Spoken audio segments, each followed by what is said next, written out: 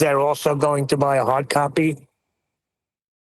Possibly. I mean, at this stage, there isn't any desire to put a hard copy out.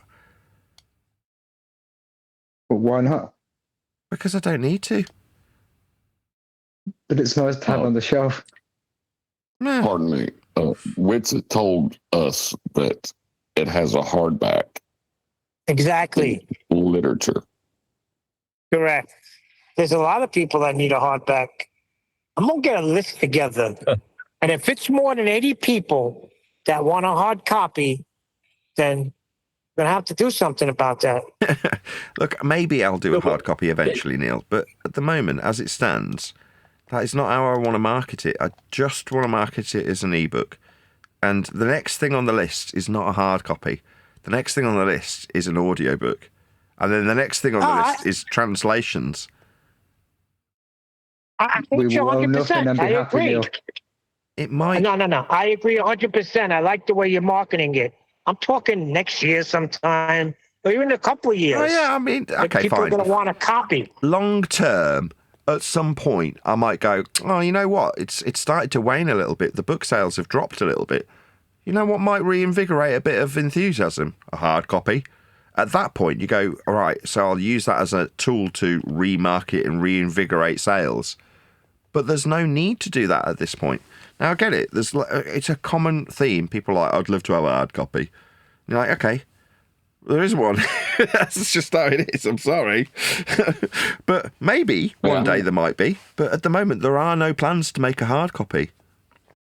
Yeah, I originally said I wasn't going to read it till I get at least a paperback, but I don't think that's going to happen for a while. So I'm just stumbling my way through on my bloody tablet. But I hate reading things on my tablet, so I'm not very far. Yeah, that's fair enough, and I totally get it. But the other thing is I can keep track of the sales very easily. It's much easier to keep track of stuff when it's in control of somebody that you're close to. So if you've got a good relationship with a publisher, which I have, then you can keep much closer tabs on what's going on. Yeah. My desire is all years down the road, a year or two down the road. May I ask how much bigger Eric Dubé's channel is than yours? 100 times bigger. Really? Yeah. Is it 10 or 100? He's got something like 260,000 subscribers. I've got 26,000. That's 10 times bigger, right? Yeah, 10 times bigger. I'm pretty sure he's had his channels nuked a few times over as well. Yep. Yeah. Yeah, but I mean, that's a pretty big step up. Yeah. Why do you think we're all going crazy today? Eric Dubé is like, listen, it's like me freaking wanting to break into music in the underground, and here's the most famous. Sting wants to freaking meet with me. Say Bing. Nearly saying that to be Jesus. The equivalent of meeting Puff Daddy. Very exciting. So just listen. He's a top dog. He's one of the top guys that are here in Flat Earth, and he's been around for years, and he has a large following. Right, exactly. Like Puff Daddy. Everyone likes Puff Daddy, right? I think it's interesting that I'm not really seeing any other flat earthers associated with him yet. Have you? With Puff Daddy? No, Eric Dubé. No, with Eric. No, because Eric Dubé labeled them all as shills, except for Nathan. So just, Nathan, I know you just said it. Say it again. So he's going to get back to you in what? Tomorrow, do you say? And you probably maybe going to be doing something with him over the weekend? No, I'll do the interview with him tomorrow about the normal live show time. About 1 p.m. UK, I'll be doing a Zoom call. So I've asked him to just send me the link on the email. We were contacting back and forth. He'll be obviously running it in the way he wants to. It'll be his Zoom call. So he'll just send me a link via email at about 1 o'clock tomorrow, and I'll just start talking to him. Yeah, one deck. This is not, they're planning on it. This is being done tomorrow. I just wanted to hear it again because I'm excited. I'm sorry. Well, mate. Sorry. I just want to know if he sent you a list of questions or anything like that, or is it just kind of cold?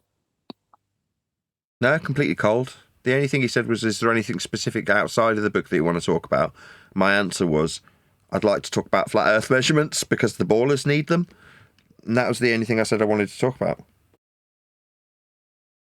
My man, just focus on the measurements. Are you going to ask him to teach you a yoga move? Say again. Are you going to ask Eric to teach you a yoga move? No, we won't. Oh, know they're it. being funny, these guys. Liam and freaking Leonard taking shots at his being a savant. Guy's into yoga, he's into MMA. He's a savant. He's an omega male, mate. I've got no problem. We're just having a bit of a laugh, that was all. Yeah, I know. He's just taking shots at him. To We're having uproot fun and with him. move to Cambodia, mate. You've got to have a set on you to do that. As a Exactly. Shireman, I can't comprehend that. Right. I would just like to see Nathan do the tree position at some point. At home and do the meditation. Home. No, I think Nathan would be better at the downward dog to the horizontal plane. Funny. Nathan, when you re-advertise your hard copy, if you put in big yellow letters, spelling errors have been corrected. You might increase your sales as well. There aren't any spelling errors in it. There was a couple of spelling errors when it first came out, but they got corrected by the thieving ballers almost immediately. And I knew you jumped to the defensive. I got you. What hard copy? Essential. I can get you a hard copy. I can get you a hard copy quicker because I've already printed the book out in A4 paper, and I'm just looking for some hardwood now to wrap the cover around. I'm going to staple it all together and stick it on Amazon. The amount of people that have told me they bought this book on Amazon and they tell me the name of it, and I'm like, you retards, that's not Nathan's book. I don't think they're telling the truth either. I doubt they've bought a 50 quid copy off Amazon. I just think they're bullshitting because they want you to tell me that there's a copy that's not mine, obviously being sold by charlatans on Amazon. That's the only reason No, they're I'm telling not. you. I'm talking about the ebooks. People are telling me they bought it on Amazon or something. It's like, it's only available in one place, right? You can only buy your book one way. Am I right? Yeah, you can only buy it at books online. There you go. So everything else, it's not your book. Some people just don't comprehend What that. is the Amazon listing? Well, it There you is go. easier to rebut something that's not his book. Maybe. Has Chuck ever released any hard copies on his website, or does he specifically deal with ebooks, Nathan? Just ebooks. Only ebooks. Have you heard of someone called Vox Day? Nope. He's got a book publishing house called Castilia House, and he released Owen Benjamin's How to Slay a Wizard. And I'm pretty sure he'd be interested in putting out a hard copy of your book in the future when you decide to. Yeah, I mean, as I say, it's not completely off the table. It's just not got any imminent plans in regards to it. So if there is somebody that can put out an alternative to Amazon and they've got a more favourable rate, as in, like I say, it's a commercial entity, it's a commercial endeavour rather, then great. You know, if he offers better rates than Amazon, I'll go with him. And yes, pass me on the info, because yeah, at some point I may need to revitalise sales, and therefore having somebody out there that's capable of putting a hard copy out is always nice to know when Chuck does not do that. But at least initially... Would you be offended? Go ahead. Would you be offended at all if I reached out on your behalf? Not trying to set any deals or anything, just saying you're getting the legs out of the ebook, but in the future you want it doing. Would Yeah, I that be don't mind helpful, at or all. would you prefer to do it by yourself? I don't mind at all if you want to reach out on my behalf, but like I say, at this point there weren't any plans to put it out as a hard copy, but that might well change if somebody entices me. You never know. But as it stands, I'm quite content with what Chuck has done. Books Online have done an outstanding job, and to offer the facility to let people sell it as an affiliate has been really instrumental in terms of getting it to take off. So a lot of the people who've bought a copy have then signed up as affiliates and want to sell it. So you're like, great, I couldn't be happier. Hopefully those people actually add their banking info, because several of them have sold copies that they're not getting paid for because they haven't added their bank info yet. I think a lot of people are not understanding that. Like I had to explain to a few people because they were holding off. A guy like Skip wasn't going to buy the ebook. I said, I don't think Nathan has plans. So, I mean, it's not like 6 months from now, there's going to be a paperback. So you really need to buy it now. It may never be one. Yeah, that's the thing. That's the only reservation I'd have with Len contacting somebody about it. It's like, I may never put out a hard copy. And, I don't want to disappoint anybody. But on the other hand, there's no harm in contacting somebody and saying, by the way, my friend's got an ebook that's doing really well, and he has currently got no plans to put out a hard copy. You sell hard copies. Maybe you two can work something out. That's not going to cause any harm, is it?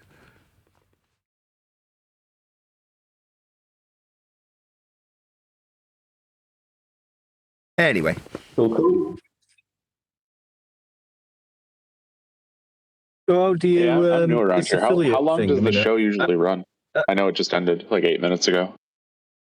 Anytime. It's 2 hours, 3 hours, 4 hours, 8 hours, 10 hours, whatever I feel up to. Okay, makes sense. Depends how many people kill him on Fortnite. Exactly. It depends how quickly I die on Fortnite.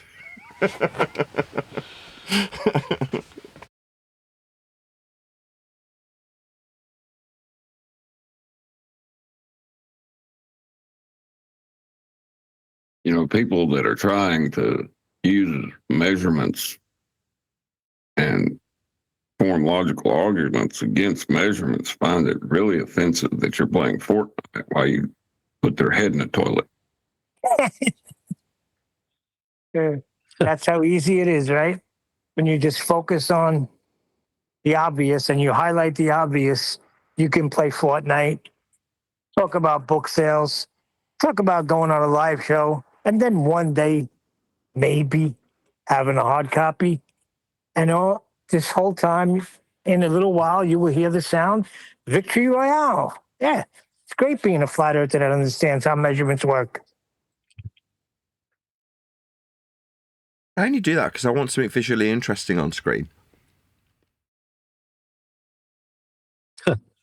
Well, you could put a screensaver on or a train ride, but it happens to be a game that's very addictive. Yeah, I think it looks nice, though. I think it looks good on screen when you're all having a discussion. If it's what's on screen now, and that's gone round in 2 or 3 cycles on the live stream, you get sick of looking at the screen. Now, don't get me wrong, lots of people just listen to the show. But I think when there's something visually interesting going on screen, you're more likely to actually look at what you're interacting with. And it is interacting with YouTube. So, I don't know. I only went on what I was doom scrolling over or what would keep my interest when I was watching other people's videos. And I'm sure you've heard of Leafy. Leafy is here. And he'd often just have a rant about some woman or something. But it would be over the top of him playing some random game. And I always used to think, I am engaged with this more because I'm intrigued with him jumping across these platforms or whatever he was doing in the game. But it just had something visually interesting. And I remember watching it thinking, I could do that.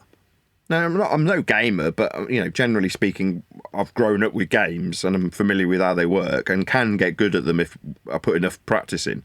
And the idea was, if I can have victory royales on some of the shows, it just adds an extra dimension to the show. It's just something interesting going on screen. Now, I'm never going to claim I'm a gamer or that I'm interested particularly in actually winning, but it's nice when you've got a whole stream of victory royales to put to music, for example.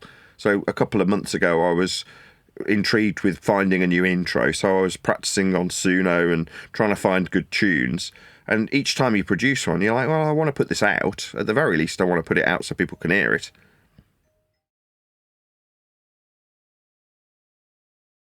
If you played PUBG instead of Victory Royale, you could shout out, winner, winner, chicken dinner. My wife just emailed me and said, I'll just read this out. Dave Weiss wants you to apologise before he will have you on his show. Apologise for what? I wonder what he wants me to apologise for. Are you serious, or is she just kidding with you? No, I think she's serious. So we were right, One Deck. He got offended like a little bitch. Sorry for what? Trying to help the damn guy? Wait. What are you sorry for? Helping him? Not give up Bitcoin? Defending Bitcoin? Or helping him in his, style of how he presents flat Earth? Go ahead, Refracted. I'm very fickle. I'll apologise. I just need to know what for. Yeah, well, that's the thing. You're going to ask what it's for, and then but before you do, you're going to weigh the benefits of the size of his channel and whether it'd be worth going on to his channel to be interviewed, if it would actually benefit you in any significant way. Yeah. I mean, if you really offended him and he shows you something that, I mean, you could look at it and say, wow, yeah, sorry about that. But if it's nothing, man, I don't know. What do you get? I don't know. That's weird to me. Sometimes you have to swallow your pride and just say, yeah, no worries, I'll apologise. What do you want to think about? That's fine. Yeah, it comes down to pride, doesn't it? You just repeated what he said everybody was grifters, scam artists, which is what Jaron started, wasn't it? I got a quick question for you, Craig. He could be taking it the wrong way. He could be lumping himself in with them. Hold on a sec, Neil. As I've got Craig on the line. My wife's explained that she's pulled out the washing machine, and I'll just read out what she put. I asked if she tested the fuse on the washing machine, and she says no, because the plug's melted and the scorch marks up the plug socket, so don't know if it was safe to change the fuse. Why would it have scorch marks up the plug? What could have got... Because the plug's come halfway out the socket and then it's been running while it's half in, half out, so the plastic's melted. But does that mean I could you could have... You could have had water going. You could have had moisture in the socket or the plug, and it's sort of arced and it's like smouldering a bit. So it's not safe to go near it at the moment. You need to find the fuse to isolate the power supply for the ring main before you do anything. Yeah. But she's pulled it out because I did that immediately because we've got like isolation fuses in the wall socket. So there's like a little switch on the wall to isolate that particular plug because it's behind the washing machine. So when I had the kitchen fitted, I asked the electrician to put a load of isolation points on the wall with fuses for each of the main things, like the dishwasher and the washing machine and the tumble dryer. So they've all got their own fuses. So what I did was I popped out that little slider, took out the fuse, and I couldn't find my continuity meter. So I just said to Paula, go and get a couple of fuses and we'll just try it. But then, obviously, while I've done the show, she's yanked it out and looked behind and found all the scorch marks. Can I just not cut the plug off and put a new plug on? Yes, you can. Hold on a second. You want to make sure that your fuse is rated for the amount of amperage that's going to be going through that plug. 13 ampere will be that. Well, I'll just use a nail. Right. If you got like a 30 amp fuse and put it in, and you got like something that's putting out, bit of bacon. It could have cooked it, is what I'm saying.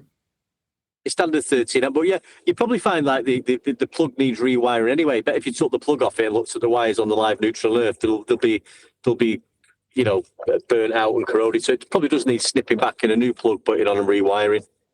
Yeah, but do you reckon that'll actually? So you reckon there's a chance that I can just cut the plug off and put a new one on it? It'll just work.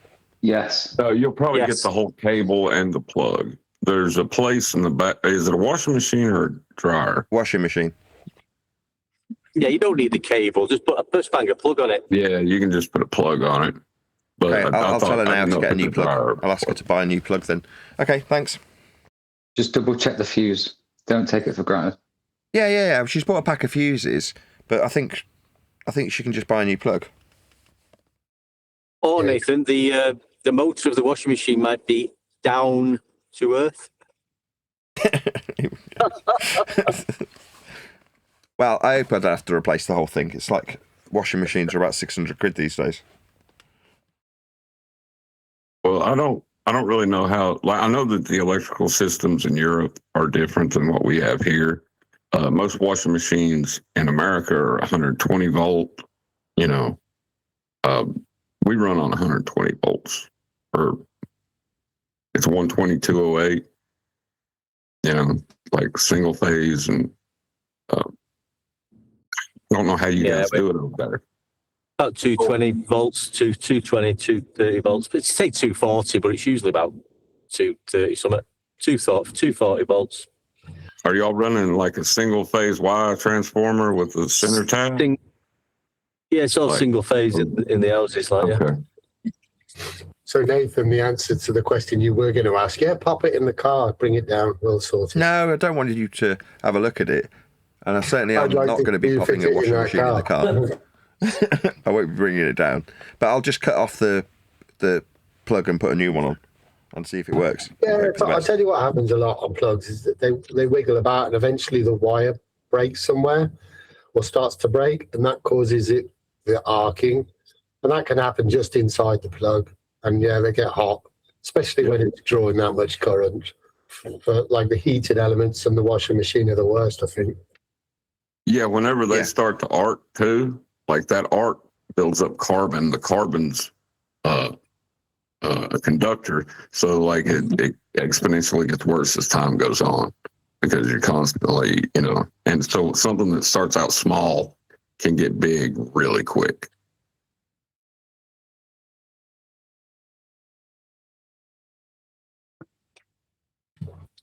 Yeah. Okay. Yeah. Do you know how to use a screwdriver? Cheeky sod. But you're going to need a pair of snips as well, aren't you?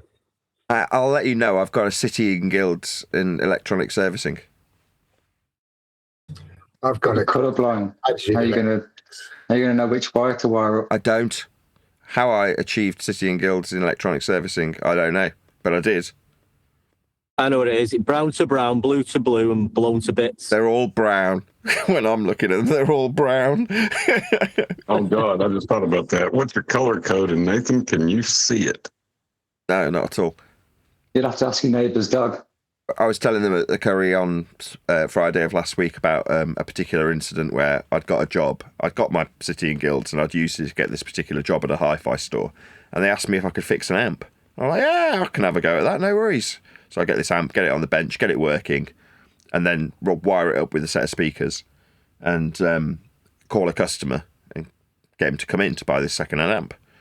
And it's playing away quite happily, and we're out the front waiting for this customer to come in. And he eventually arrives, and I'm like, brilliant, it's all wired and working, I'll take you into the demo room. I open the demo room door, and this fucking smoke just billows out of the room. I'm like, shit. So I run in, grab the speaker that's on fire, yank the cables out the back of it, and run past the customer with this speaker and hurl it out the back door with all this smoke coming out the port because it had gone DC after I'd fixed it. And I just didn't notice, and I left it wired and working. So it's wedged the speaker on the end stop and just cooked it for the customer. So he's coming and one speaker's still working. So you can hear the music playing while the smoke's bellowing out. You should have just said it was a smoke machine. Did you have like two hots going into it, or like, do you even know how it was wired up? Like, you didn't even look at it, just grabbed it and ran. I just grabbed it. It was the amp that had gone DC. I knew what had gone wrong for it to force the speaker onto the end stops. But the problem wasn't necessarily that the amp had gone wrong. It was that it made the speaker catch on fire. Yeah, BMW 601 with a bright yellow cone being hurled out the back door, past the boss, past the customer, past two of the sales assistants that were laughing their tits off.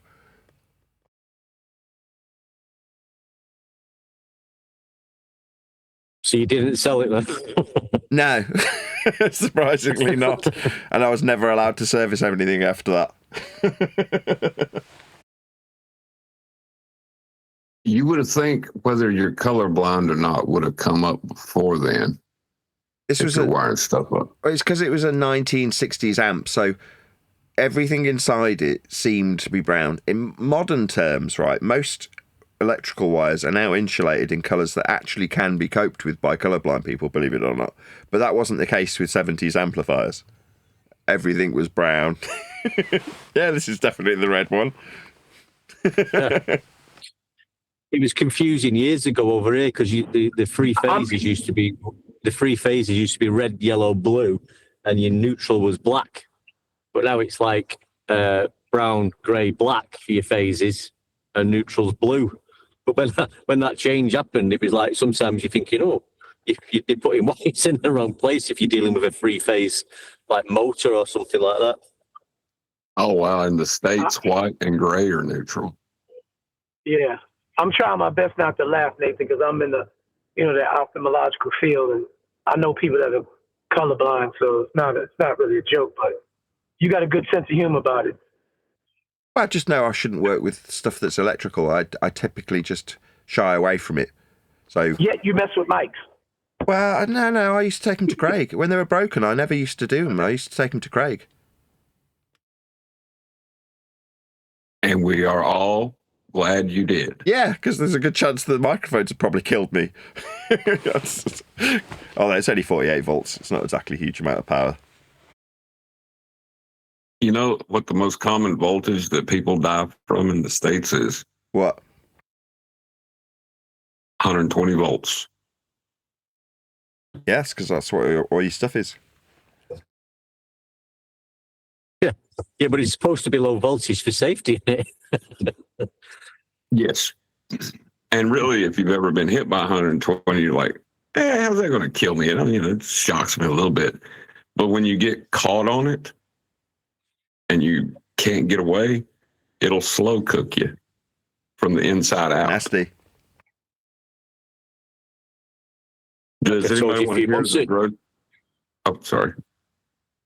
I'm just saying, John, like I said to you a few months ago, I was up a ladder changing that compressor, and I put my hand in to get my pressure gauge off the compressor. And I was stupid here because the compressor was still running, but the cover was loose on the compressor, pulling about 4 amps, and my finger touched the live terminal on the compressor, which is 4 amps. And I've had electric shocks before, but I've never been grabbed on with amperage. And I was up a ladder, about 15 foot up a ladder, working on this refrigeration unit. And how I got off it, I don't know. But something happened to me, this feeling I've never, ever had in my life. I was like locked onto this in 4 amps. And somehow I got off it. How I never came off the ladder or killed myself, I don't know. Like 1 milliamps. That's what 0.1 amps, I think. I'm sorry, not milliamps. 0.1 amps is all it takes to kill you. Yeah, well, this compressor was running at 4. I was working at a dam when I was 24, right? And I was an electrical apprentice at the time. And they had this bus duct that went around the generator leads. And it's coming off that bad boy at 4160. It's running 200 amps, right? This is like high voltage, instant kill, right? Well, the ductwork's grounded everywhere so that it doesn't induce a charge into it. Well, it's a dam, and the water swelling had cracked and the ground bolts had come loose, and I didn't know it, So I'm sitting there screwing a pipe on for a conduit to run some wire into the leads tunnel, and my elbow bumps the ductwork that goes around the leads, and that's all I remember. I remember the pipe wrench slipping, and then that's all I remember. The guy that was working with me said he thought somebody was welding down in the tunnel until he remembered that I was down there. And so he comes running, and he finds me hanging in the ladder unconscious. And anyway, they rushed me to the hospital and stuff. I wake up before the ambulance gets there, but I still have to go get EKG and everything. The safety guy and the engineer come down there, and they're looking at it like, there's no way he got shocked. All this stuff's grounded. The safety man goes, yeah, look, it's grounded right here. And he reaches over and grabs it, and he gets hit too. No way. Oh, wow. The Sparkies I have dealt with in the UK call that catching a pisser. So an electrical shock they call a pisser. We use the word piss for quite a few different things. But in this context, a pisser is an electric shock that you catch accidentally. Yeah, they say that Francois pissed himself when he got hit. don't know if that's the reason, but certainly I remember various different people that were dealing with electronics and electricity. Just they'd catch a shock, and they'd describe it as being a pisser. I remember getting one on a commercial refrigeration unit in a little convenience store, and I switched it off. It was on a 13 amp plug top. I switched the plug top off, then pulled the unit out underneath, and then went to pull something off the control board and got a belt, got a pisser. Because the socket on the wall was faulty. So it wasn't stopping the voltage. Even though I'd switched it off, it was still coming through. So always plug it out. That was my lesson learned. Yeah, so that would be a right pisser. Now, if it's knocked you out, like with refracted, that's a proper pisser. It didn't just knock me out. I had some change in my pocket, and the pennies melted. No way. Like I got scars on my fucking leg from it. Yeah, I had a burn mark on my elbow and my fingertips from where it arced through my arm. That's proper brutal. Wow. Yeah, and it was pretty much all voltage, no amperage, because it was just an induced voltage. So it could have been a hell of a lot worse. You know what I mean? But we do You got Frankenstein. Sorry, mate. No, I said you got Frankenstein. No, yeah, kind of. It was. He said it looked like somebody was welding down in the tunnel. You know, like the sparks coming off. So I don't know how long I sat there before I fell. I just got to put on an audible voice for this. I think you actually mean Frankenstein's monster. Oh shit! Yeah. I mean, mine wasn't that bad, John, with the 3 or 4 amps. But I locked on for I don't know how long it was, and then what happened then? I got down the ladder, and I could smell the hairs on my hand. I could smell them burning. Do you know, like when if you put a lighter on your hairs and you can smell it burning, or you've accidentally put your hand over a flame a little bit? I can smell the burning. Yeah, smell the burning in my hairs. Did you taste copper and your fillings melt? No, it wasn't that bad.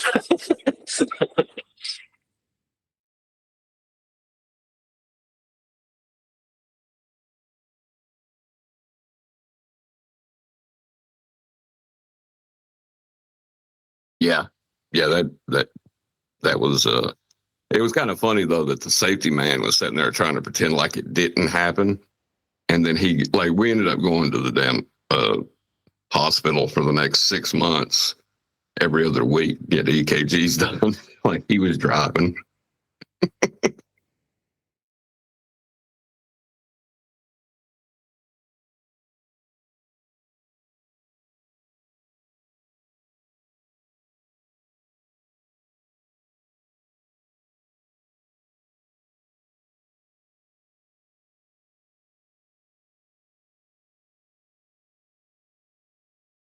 Back when I believed I lived on a sphere, everything made sense. Those were the days.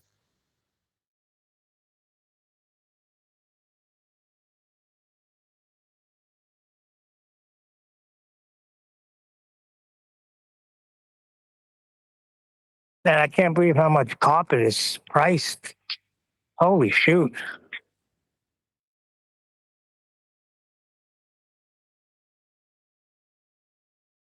A regular builder's grade carpet that they use whenever they're putting up a new construction.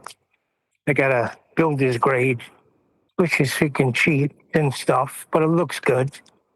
That shit's almost $14 a yard. That's a square yard, right? Yeah, it's almost $14 a square yard. So, I mean, my brother's got 31 square yards of carpet.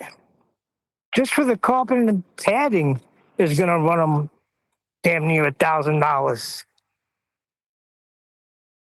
That's what it is. And it's like you can't, by the time you put your price on it for installation, it takes them so high that they don't want to do it. That's the only thing that sucks about a cosmetic trade. Hey, dude, I just priced the roofing on my house, and I figured if I did it myself, it's going to be right at $8,000. Yeah, but doing it yourself, now you got to consider everything, because there's been times I've chosen that road and been like, why the hell didn't I just get somebody?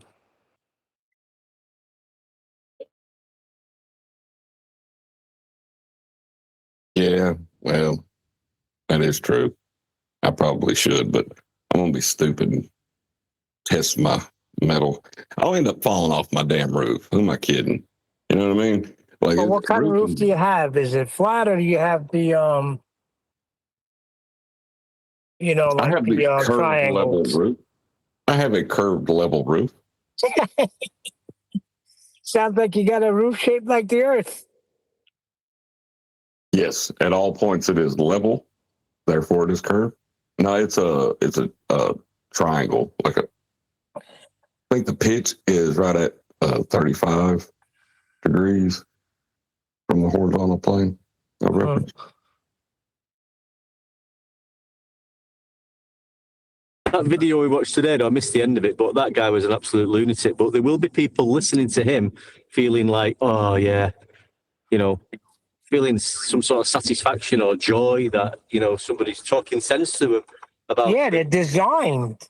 One day, people are designed to hear this guy's video and go, oh, that's correct. I'm still on a globe. These dumb flat earthers. Yeah, exactly.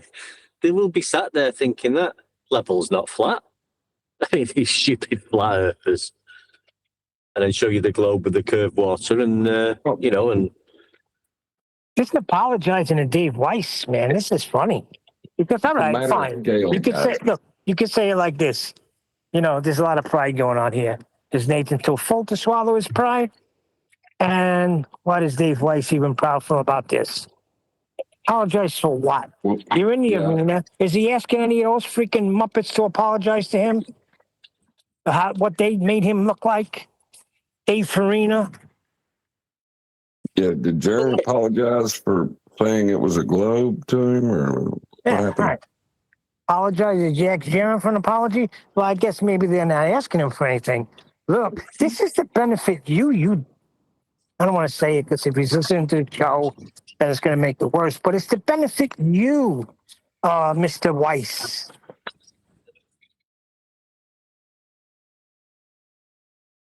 Yeah. I mean, Nathan, I don't know the full story of it, but I don't, but the word for word, what did Nathan say something that, I know he went about the, the scientific method, he tried to bring him on board with that. And you know how Nathan gets. He probably been like, Dave, you dumbo, when he said something. But what's the big deal? I mean, look, the best thing is let him see this Eric DeBay sitting down with Nathan. And then guarantee you'll see a different freaking result. Yeah, I wouldn't reply to it at all until after the interview is gone. That's correct. Exactly, and then John. See if his tone changes. He wants to grow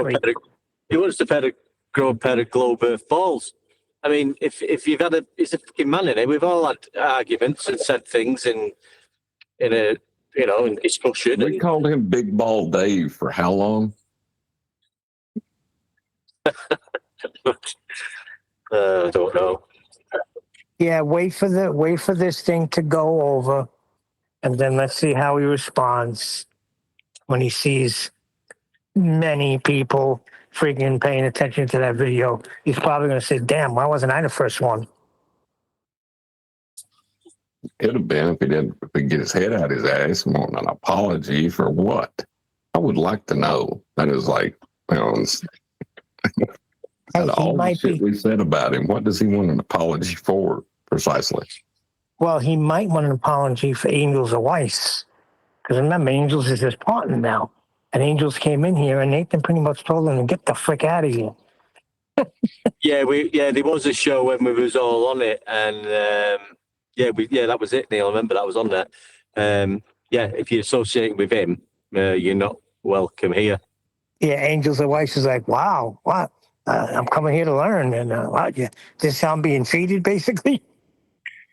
Yeah, that wasn't Nathan. That was the others. Have you guys heard anything from me for a while by any chance? Because I've just realised I haven't had the power turned on this fucking microphone. Wait, what do you say, mate? I'm saying, have you heard me see anything over the last 20 minutes? What do you say, Neil? No. Ah, right. I've been talking every now and again, but I've just realised I didn't turn the phantom power on my bloody microphone. Oh, so yeah, that wasn't me rudely cutting through you then. Dude, I looked for my glasses the other day for almost 3 hours, and I was wearing some bitches. Don't feel bad. All right. I've looked for things that I was carrying in my hand to the point where I'm freaking almost cursing. And my wife is like, "You're holding it, you dummy." Oh, gee, thanks. I accused my kids of being thieves, man. I was like, "Why y'all stealing my glasses for? I'm old and shit. I need to see." Dad, thank you. They're on your head. Do you know when Eric? I've got to the point where I've accused tools of being sentient, where they got up and they're walking away and they're hiding on me somewhere. Do you know when Dave Weiss, Eric DeBay was calling out people as being shills? Did he call out Dave Weiss as well? I'm sure he did. Yeah, he's a Freemason shill. That Weiss. Mm-hmm. I mean, for whatever Weiss is saying is this apology. It's not an apology. It's not worth an apology, but all he's getting at is Nathan was frustrated. Nathan was trying to help people out with the scientific method, I think it was at the time, right? And he was just getting frustrated that, why aren't you listening to me? Why don't you just take this on board? It's going to help you, move forward in a horizontal direction, basically. I think it was more about him saying, "I don't give a fuck what you got to say about the scientific method. I'm going to get on my boat, fuckhead." And Nathan kind of took that back. Yeah, he went with Jaren and if rocks, then waterfall. Shit like that. If anyone remembers. Well, he's the one that should be apologizing. He's the one that should be apologizing to Nathan because he, in a way, was lining up with Jaren when they were calling Nathan a scammer. Hey, do one of those R1 apologies where you say, "Well, I am sorry you feel that way." Yeah. Well, you could just, no, I'm just, I'm sorry it came to this, No. Obviously. Yeah, that's a good one deck, but you could do the guy yesterday. What's his name? Josh Ingersoll. I'm sorry you think that way. Hey, Arwen did that to us when he talked shit about us. We got yeah, that dude did not comprehend what an apology is. That's for sure. Yeah, but Nathan's not going to do. But you could turn around and say to Weiss, "Well, I'll apologise when you thank me for letting me you put my videos on your Zodiac app and thank me for defending your 3 Bitcoin. Where's my thanks for that?" Listen, this could be a good, healthy conversation where they both sit down and say, "Well, look, Dave, just like you said one day, I freaking defended your Bitcoin. You don't think that bothered me when I see you on a show and you turn around when a guy brings me up and you can plug me, you say we won't be watching Nathan Oakley? You don't think that bothered me?" Yeah. But I shook it off. I'm willing to freaking throw it to the side and move forward. Nathan was mentally broken. I would hold him to that, but I think Nathan's a lot more fickle and he just wants to get his book out in front of new people. So I don't think he'd be too bothered. I get it, but there could be a healthy conversation is what I'm saying. You could both air it out. Oh, you think I offended you? Well, I feel offended here. But let's forget about all that bullshit.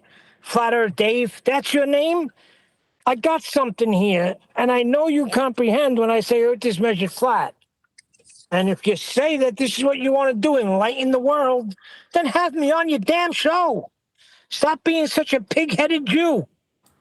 And a discussion about when Dave was on Jesse Lee Peterson's show and he was stumped when he was repeatedly asked, "Do you know for sure and without a doubt?" I think the conversation about that, if you'd listened to me, Dave, you could say, "For sure and without a doubt, I know and understand how Earth is measured flat." That's probably it. Yeah. Yeah, that's why I sort of suggested Paul and if he should put to the man himself, Peterson, that me, Nathan Oakley, can come on your show and prove 100% without a doubt that Earth's measured flat. And I've got a book that you can go over with me to prove it. That's what you're looking for, Peterson, isn't it? Jesse Lee, whatever he's called. Patterson, Peterson, whatever you've got to call him. He's there. Are you sure 100% without a doubt Earth's measured flat? Yep. Well, how do you know that? Well, it's measured from sea level. It's navigated that way. It's mapped that way. And you can go through, everything like that. I'm sure he'll be excited if he can get. He'll think, I've got someone here who's going to tell me without a doubt 100% that Earth's flat. But let's have a go at that. That'd be a good one, that.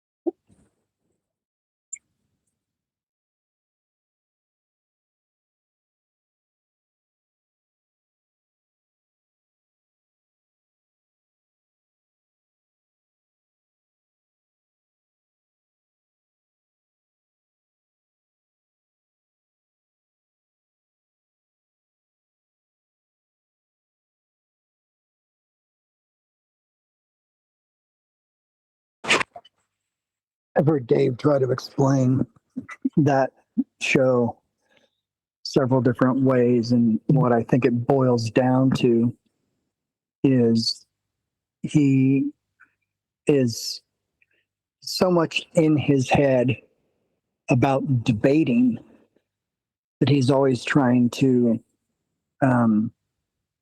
second guess what his opponent is trying to get at. So he was tipped off before the show that Peterson was gonna ask that, and that the reason he was going to ask that was to basically end up saying, well, what about hills and valleys? And so rather than letting him ask that, what about hills and valleys, and then addressing that question, he just kept trying to avoid letting the conversation continue trying to cut it off. And again, when he could have cut it off was it's measured that way, right? Yeah, you're right.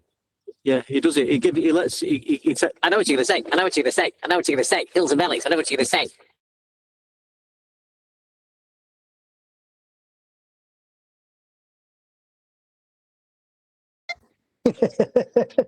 What happened?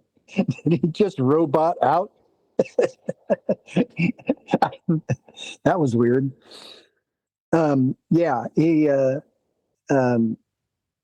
He's just so used to debating and knowing the replies. And I know what you're going to say. I know what you're going to say. I know what you're going to say. Refraction, right? Right, yeah.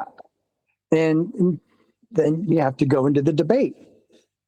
It's what we used to do, right? We knew that did Black Swan, the first thing that came up was, well, refraction. And we made fun of it. Refraction, parrot. You know what Neil Diamond says about that? What is Neil These Diamond? bees don't count anymore. They just lay them on the floor till we sweep them away. Oh. I'm just breaking your chops, Surf Daddy. Go ahead. I'm sorry. Yeah, well, I'm just kind of reiterating the debate and the forcing us to become steelmen for the globe in order to defend and come back with the proper debate response is just how we've been naturally trained to delve into and deal with the subject. Right. And how much have you heard? Did you just come in or you've been here for a while? I've only been here for about 15 minutes or so. So you do know that Dave Weiss wants an apology if he wants Nathan to interview him, right? To be interviewed by him, right? Have you heard that? No, was that on the show? I missed the whole show today. Yes, I think Nathan's wife said Dave Weiss will have you, but you got to apologize to him. So we're trying to figure out in which for what. I know there's many things because we know how Nathan gets when he's going over stuff, and but I feel Nathan has been offended too. But Nathan don't care. He's don't give a shit. But other people do. So is it worth? Hey, look, I'll apologize, but don't you have to know what it's for? No, he didn't even say what for. I mean, I'm sure it's for everything, for just how he's been treated and stuff, and But you got to admit, Nathan's pretty much, He's like that with everybody, though. He's like that with flat earthers too. He's like that with bowlers. He's like that with anybody that's freaking coming up with nonsense. Isn't that why we all love Nathan? Because it's freaking no bullshit. Like, prove what you claim. This is why everybody, enjoys the show. Everybody who enjoys the show enjoys that. Everybody who's the butt of his wrath obviously doesn't. This whole thing, I'm pretty sure this whole thing started 2-3 years ago when Measured Flat was just beginning to become a little, trademark buzzword, right? And with Witsit, I mean, I was following Witsit pretty well. I mean, I just enjoyed watching his shows and his debate style and stuff like that. I was a ninja then, so I was wasn't my hero, but just another. He was one of the better flat earther YouTubers to listen to, and I saw or perceived. I perceived a change in Witsit when the measured, how we measure the Earth was coming out. It was probably the black. You know what? It was probably the Black Swan. I think the Black Swan is what started to separate the ninja measurers, because that's still a big in the question, right? So we're still deep in the debate with the Black Swan, and the Black Swan was. I hated the Black Swan. I said it earlier. I liked what it did, but I never used it. I thought it was long, and I hated presupposing a globe. I liked the fact that they balked a fraction, and I liked that we had a distance. The thing I liked was, hey, yeah, look at that horizon way back there, but there was tons of other shots of freaking horizons being further than what the globe suggests they should be. Oh, that just annoys me even saying that. But what I'm saying is, I'm so glad the way Nathan has turned it into a flat Earth measurement, the way he breaks it down now, is so much better, in my opinion. Well, yeah, Dave Weiss has only caught up to the Black Swan 6 years too bloody late. Right, that's what I'm saying. That's kind of what I'm getting at. Is I think the Black Swan was one of the turning points of the separation from the Feast of Non-Censors and the walk towards measurement. Because I remember too,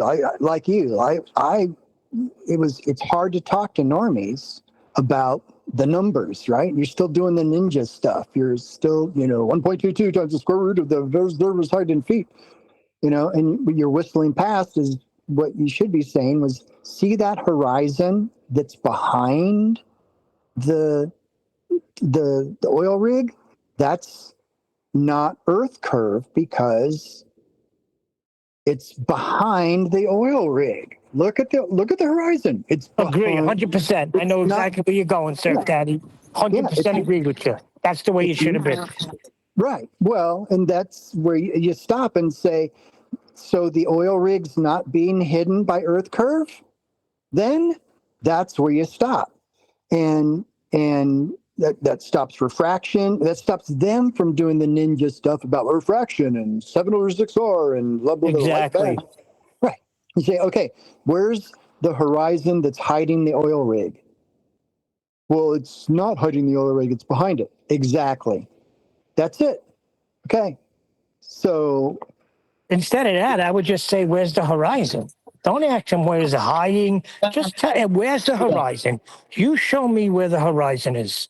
Because those oil rigs, we have a distance of 10 miles long, 10 miles far, right? So where's the oil rigs? That's why I would leave it right there. Earth is measured flat with distance, height over distance, no matter what way you slice it. It's a flat Earth measurement. But some people wanted to be cute and they wanted to be the gurus. So you make it into a logical consistency argument, let's say. well, yeah, that's what happened. And I think that's where the split started happening because it became a trope. I don't know if that's the right use of the word. It became a meme, trope, whatever. It became a Put it into a logic. You put it into logic, Surf Daddy. What he did was took a measurement and put it into a logic. Right. But what I'm saying is that trope became something that was a Nathan QE trope. And that meant that the other big wigs, the Weisses, the Witzits, well, Jaron certainly not, but, the other flat earthers that are known generally by the normies, that becomes something that if they say they're afraid, and here circle back. Dave Weiss is always trying to figure out what they're going to say before they say it so he can defend it. He knows he cannot say the words measured flat because the first thing that comes back, and I get hit with this all the time, even now, 5 years later, is, oh, you're just parroting Oakley. You're just an Oakley clone. You're just an Oakley cult. That's an Oakleyism. You're just parroting. That is the response that prideful people, prideful flat earthers, do not even want to deal with. That's where the split happened. And that's why even if they were entertaining Nathan explaining stuff to him, Dave entertained Nathan doing that and was told, this is so we can all be the gurus, so to speak, or make better make better arguments, right? That we were still making arguments then. This is just the best argument. Use it.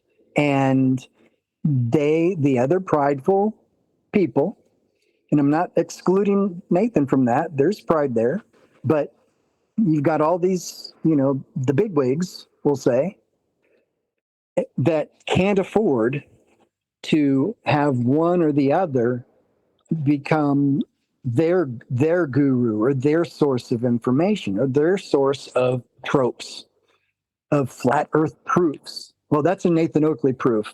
So that's, I can use that. Yeah. So that's, You know what? But in the same breath, yeah, I can understand. That's the point I was saying about people like Weiss, his ego. There's a lot of egos out there, but that's the same to say with Jaronism and with shits himselfism. There's a lot of people that parroted what they were saying. Change the plug. A lot of the works phrases fine. they were using. Washing machine works. Huh? Just change the plug on the washing machine. It works fine.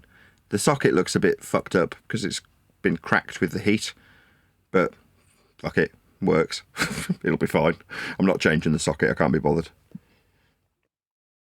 Yeah. Okay. What I was saying. Back to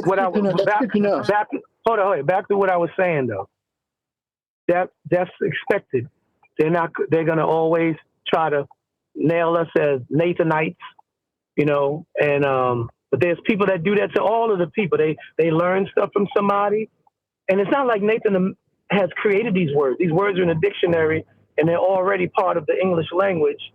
And they were just not being applied by anti-globers. So FED are the true flat earthers. So of course, we're all speaking the same language. But if there are any thesaurus of any words that's synonymous, like Neil made up his Spanish word out of his sky blue. No, I didn't make it up. It's a Latin word called sine qua non. I know, but I'm saying though, other than that, you can't. I mean, that's little pedantic crybaby stuff. Talk about, oh, you're parroting Nathan. No, then who's Nathan parroting? He's parroting what the aviators Nathan's say. parroting them. Yeah, so we're not parroting anybody. We're using appropriate terminology and the language to be able to articulate. I disagree with that. We are parroting Euclid. We are parroting, what's his name, Aristophanes. We are parroting Alberoni. We are quoting all of these people. We are quoting exactly. So I just said Nathan's parroting. Nathan's parroting them. Figures. Yeah, and they should be parroting too, because they didn't learn for themselves. Exactly. They're parroting somebody else. on it. They're not parroting the authority people in this subject matter. Georgie's 100% right. They all should be parroting. Yeah, I'm going to use that. I'm not parroting Nathan. I'm parroting Euclid. That is awesome. Yeah. Or you could say I'm parroting Alberoni. I'm parroting Eratosthenes. Yeah, and yes and no.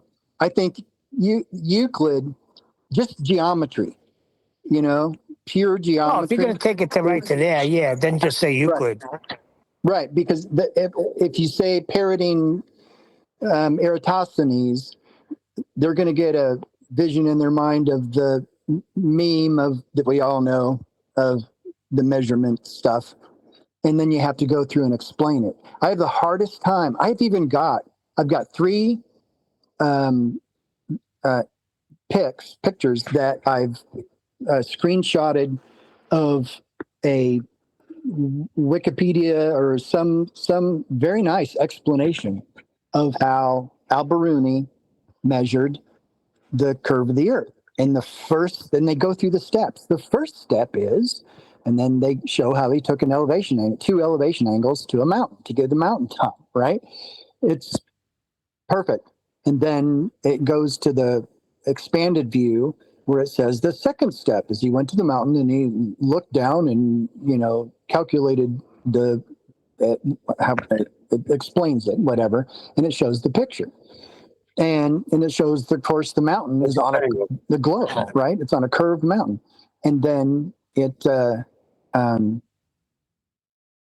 explains how he did that. I took that screenshot and I showed where the baseline is for the original mountain that was flat, and I draw a line under it. I may even have it in Master V. I'll throw it up there to show the progression. And even using that to try to detailed explain it to somebody, it gets lost. So I think that, when someone's just coming out, you're just parroting Oakley. I think that I'm parroting Euclid is, or when I show is a good response. And then when I show about a glide, I've got some great images of glide slopes and how they're calculated, for an airplane landing. I'm just parroting the FAA, or when I throw up the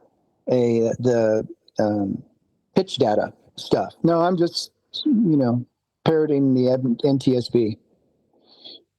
So that's good. I'm going to put that in my pocket. Anyhow, none of the guys, none of the top YouTubers in the flat Earth realm are humble enough to simply use whatever tools available to their advantage when they're quote unquote debating somebody. And do you well, no, let me just say, and that's why Dave, and that's why, again, why Dave can't go to measurements, because his hour-long interviews would be 20 minutes. He couldn't go into all the other Feast of Nonsense because everything else would be moot. Right? Do you want to emphasize the calculations of glide slopes? Because after all, that's how the globe has come up with their religion. Calculations from the flat earth measurements. So would you not rather keep it to some form of measurements rather than the calculations? I've got something that's actually from the Air Force Museum that did a PowerPoint worksheet for middle schoolers or high schoolers that goes into the actual measurements and calculations for how to do glide slope. And they give like 3 examples of, how to calculate it. And it gives measurements. And one of the measurements is to calculate the glide, or maybe it's the ascent slope, but I think the glide slope of like the space shuttle. Like the baseline for that is like 6,000 miles. So the ship is 40 miles high, and you calculate the baseline for 6,000 miles. What's their glide slope? And so, and that, that doesn't work. Well, once you start putting in the numbers and the trying to get someone to look at the math, their eyes glaze over. That's why they don't show the math for the Eratosthenes deal. They just show a globe. They show the well and the tower and camels on a big circle. And here's the parallel light rays. And then here's a line to the center. And they just have, A, alpha, zeta, B, Z, whatever, for the angles. They don't show the actual measurements. They just show the letters for the angles. You have to circle, I've had to take that picture and circle where the angle is that's being measured, and to point out that he's doing an elevation angle. The shadows is the angle measurement. When the sun is on its zenith, casting a shadow down on the obelisk, it's high noon. That's the zenith. That's 90 degrees to the surface. Right, and one of the images I've been shown that's popular, I think it's even on Nathan's reel, but if you look closely, the angle to Cyan or Alexandria, whichever one, wherever the tower is, the obelisk, the angle that they're showing is the angle from the sun's rays going past the tower or the obelisk down to the ground. They show the shadow, but they're not showing that the angle was measured from the shadow. They're measuring the angle from the top of the tower down to the shadow. And that's just a little mind fuck right there, is that if you try to point out, he's measuring the shadow, the length of the shadow, they're on this curved ground. That can't be an angle. They don't show the angle there. They show the angle at the top of the tower, coming away from the tower to the length of the shadow, and then the measurements. What is describing? So in one place you have the sun casting a shadow straight down, and the other place, Alexandria, whatever it is, whatever the distance is casting a different type of shadow in an angle. Once you measure these two angles, one 90 degrees and the other one, let's say 32 degrees, he's still measuring an angle. It's still two flat earth measurements. Yes, that is true. That's using the illustration we're talking about, though it has the shadow on the curve of the earth. It has the distance between cities curved, right? So they're not they don't show those. Yeah, and why? But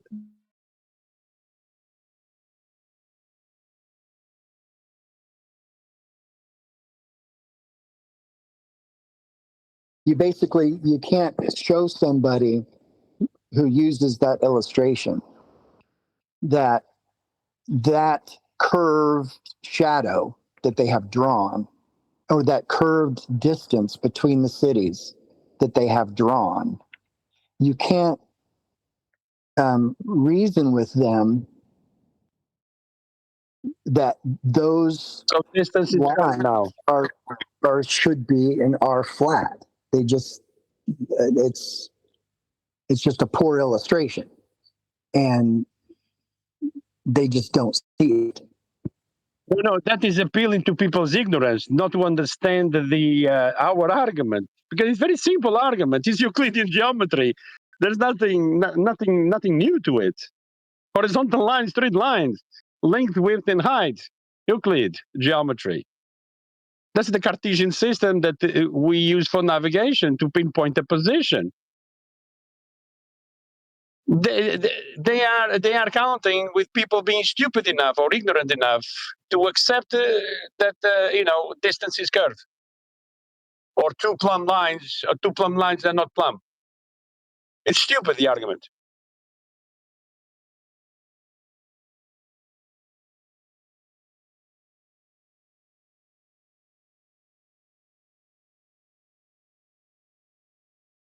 Yes.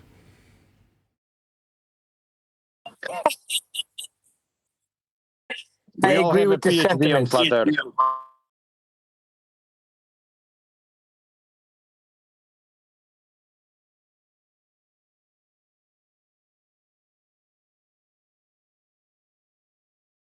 Today's live show was like over 2 hours.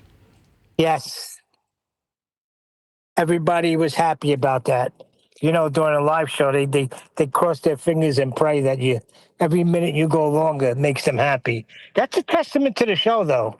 After all these years, you still have people that just want you to continue and that are very disappointed when the show ends. Yes, because mainly the after show goes for hours without end, when the live show is reduced to 1 hour. That's correct. And a lot of the live show people, I think back when I was just a guy in the chat, and it was great, I didn't know that the show went on. It was only when, wait a second, there's an Uncut and After show. That means when I'm done, they're still going. I got to figure out how to get in this thing. Well, actually, that's not true. It was right after COVID, and I was home, bored out of my mind. I figured it out. But yeah, people love it. After all these years, it hasn't lost its freaking punch.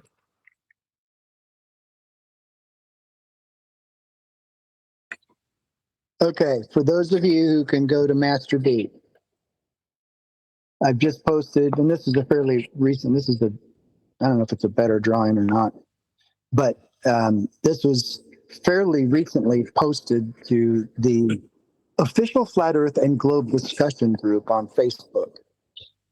That's another thing. I used to be like, when people would say, go to Master B, I'm like, what's Master B? What the hell is Master B? It's our code. It's our secret room. But if you look at the I know bottom, that you must have. You don't do Master B? No, just see. Anyhow, if they show the tower, which is like 100 miles tall on this globe, the camel is 600 feet tall. Anyhow, you'll see that the actually they make the at the obelisk. Okay, they make the shadow angle flat. They have to make that triangle flat. If you look real close, it's flat on the big curved Earth, but the angle is that they're showing is being measured is at the top of the obelisk.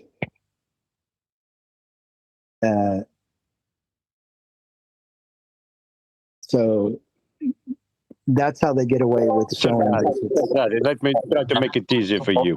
But the word you look at is the co-altitude angle. Yeah, so the co-altitude angle.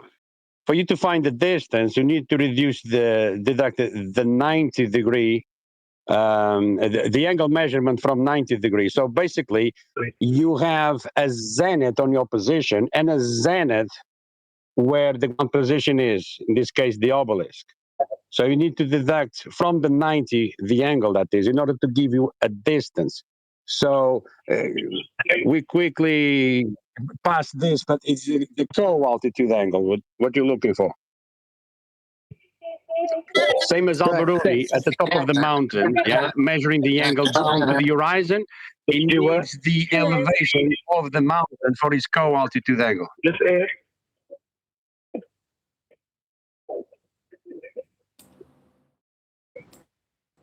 You hot mic and D-Rose, dude.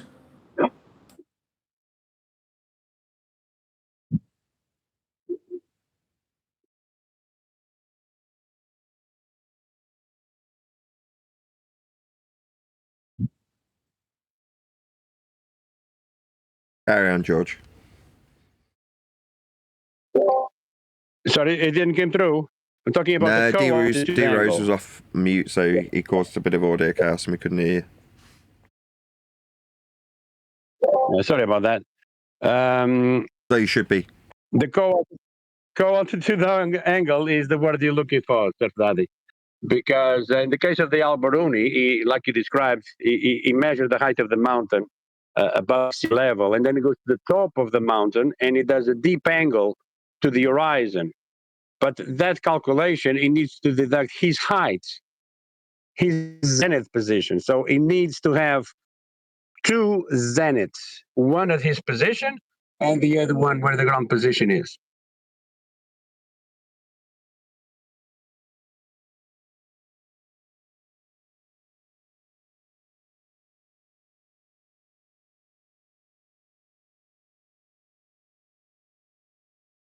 Did you get that? Yes, I got it. Yeah, they're doing the co-altitude angle is what they're showing in the illustration. So they're giving no frame of reference for how that angle came to be, that he needed to be at his zenith at the end of the shadow and measuring the angle to the top of the tower, 90 degrees, and getting that co-altitude angle to get that co-altitude angle. So note when you say he's measuring it flat, even when they're looking at the illustration that shows the shadow or whatever of the angle curving with the rest of the curve of the Earth, which includes the distance to the cities, is also curved. They don't see they just, you look at that, and if you're a normie, you look at that and go, oh yes, he's measuring from the curve of the Earth. And so that's why to ninja that the Eratosthenes thing is so difficult to do. What I like about, and I'll post it. I found the pictures. I'll repost them again to Master B. But what I like about the Alberuni citation, which shows step 1, step 2, step 3 of how he figured it all out. The first step says he measured the elevation angle, and it shows how you do it from a flat Earth. So anyhow, I'm going to go find those and I'll post them here in a second.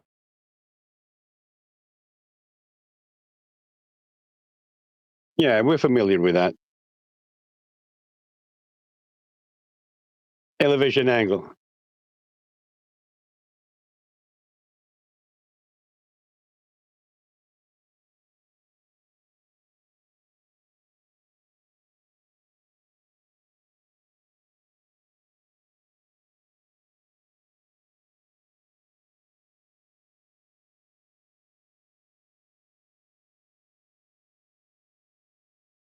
But when they bring situations like that, like Alberuni, like it's their proof, own the argument. Just use it as it is. Like you just pointed out, it's you have the description step by step, and the description is flat, it's horizontal, with verticals perpendicular to it. So not only they need to share the same horizontal, the same baseline, and for that reason cannot be curved because the distance is not curved. But yeah, they need to be sharing the same baseline for the claim, because otherwise their maths will fall apart. They need to accept the maths for what they are. Cannot have a curved baseline. You wouldn't have an angle. Okay, I didn't notice on that Facebook post, the picture I sent, it had 2 other screenshot pages of a huge rambling explanation of Eratosthenes. So that's the kind of posts that are coming on the Facebook groups consistently lately.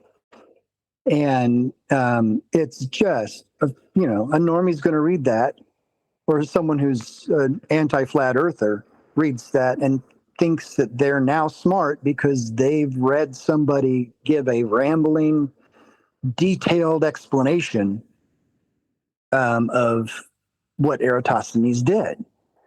And no one reads through that whole thing. They look at the picture and they go, yeah, right, that's because it's a globe, dumb flurf. And that particular group is one of the more toxic ones that I play around on once in a while. But that's current. That's fairly recent. And then the other pictures, I think I sent 1, 2, 3, are the step-by-step, and that's a citation. Those are screenshots from a website that said, here's how Alberuni did it. And then the last picture is my correcting it and kind of showing, with red lines, what is actually happening there. So those 3 pictures, when I get an opportunity to share with somebody the Alberuni proof, or how Let me ask you a question. What was the instrument that Alberuni used? Say that again. What instrument did he use to measure the Earth? I don't think he used. I don't think he used an astrolabe. It was an astrolabe. What is an astrolabe? Astrolabe is an old-time sextant. It's an instrument to measure angles. What are angles again? I mean, it's just question after question, because you don't have the concession, that the instrument being used, it requires a horizontal plane of reference in order to work. It doesn't have a bubble, doesn't have a level on its own. It only works with the horizon. The horizon is the reference point. The very thing they are saying it's curving, it's used as flat for the measurements, plural. The one from surface level, the other one from the top of the mountain to surface level. Doesn't the a plumb bob kind of thing with it, or is that it? You cite it through. You cite the. I'm gonna have to look at a picture of an astrolabe again. So I thought there was one device that had a dangling, kind of like a plumb bob part to it.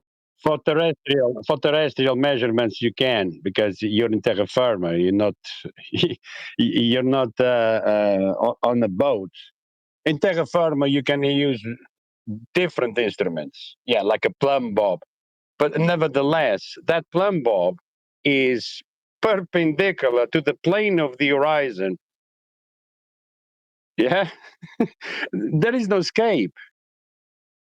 Plumb bob or not, they're still the reference point is still the horizon, the horizontal plane of the horizon, because the plumb bob needs to be perpendicular to it, and the level needs to be parallel to it at right angles to the vertical. That's correct. Being a plumb bob doesn't help.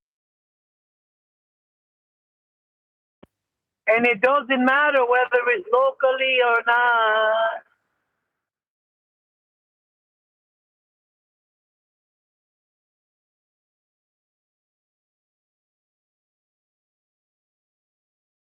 Listen, doesn't matter if they say locally, doesn't matter if they say height is measured from eye level, no matter which way they go, they're screwed. Am I correct on that, George? Absolutely, because eye level is still parallel to the plane of the horizon at right angles, because all horizontals are parallel to the plane of the horizon at right angles. So when they say, I held a spirit level in my hand on the beach, and guess what? It was above the horizon. What's your point? Being above or below the horizon, you need to be parallel to the horizon at right angles to the vertical. If you done that, yes, it's perfectly level, horizontal, that is. Because that's what the definition of the word means.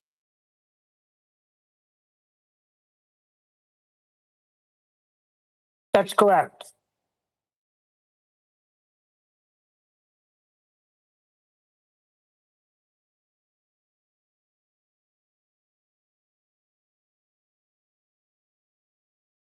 So when Buck or anybody stammers and stumbles around words and doesn't seem to be answering a simple freaking question like, what do you mean by height? Define elevation. And then after procrastinating, they say eye level, height above eye level, or whatever words they used. You know what's up.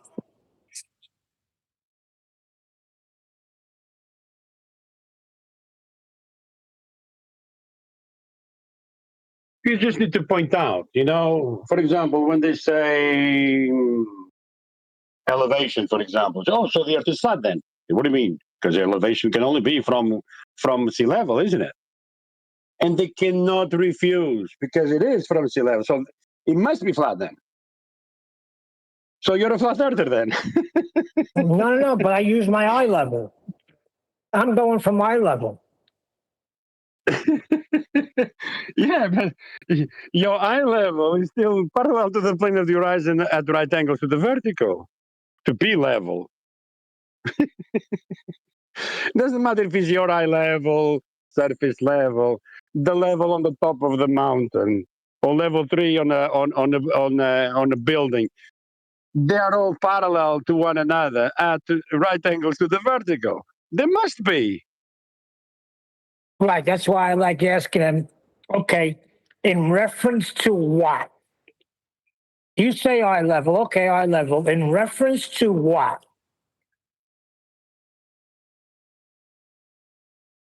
The height of your eye.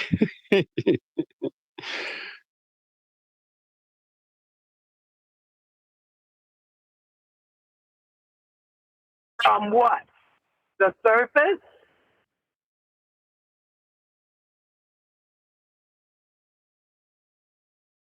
Well, yeah, they can't go anywhere else. If you're talking about eye level, that needs to be in reference to something. What if I'm on a boat? Yeah, in this context of celestial navigation, eye level is the height of the eye above sea level. George, I'm thinking in any context, George. You can't just give me, I don't care where you are, what you're doing. You can't just give me something. Anything you give me has to be in reference to something. You can't just Correct. say Sea eye level in this level. case. I'm in the Because middle of you're gonna the mean sky, eye level. Okay, and what's that in reference to? level. It's reference to horizontal. The plane That's of the correct. horizon. And no matter what way you go, you're going to wind up at surface level, sea level. Yes, because normally when they invoke eye level, yeah, on the next sentence they want to talk about the deep angle because your eye is looking down at the horizon, not straight ahead. That's what you want to infer. But that wouldn't be eye level because a sphere doesn't have eye level anyway, doesn't have level.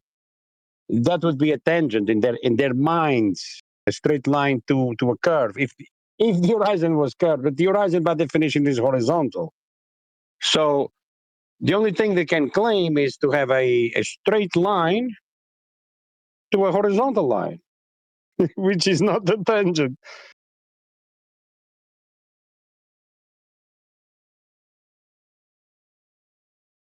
That's correct.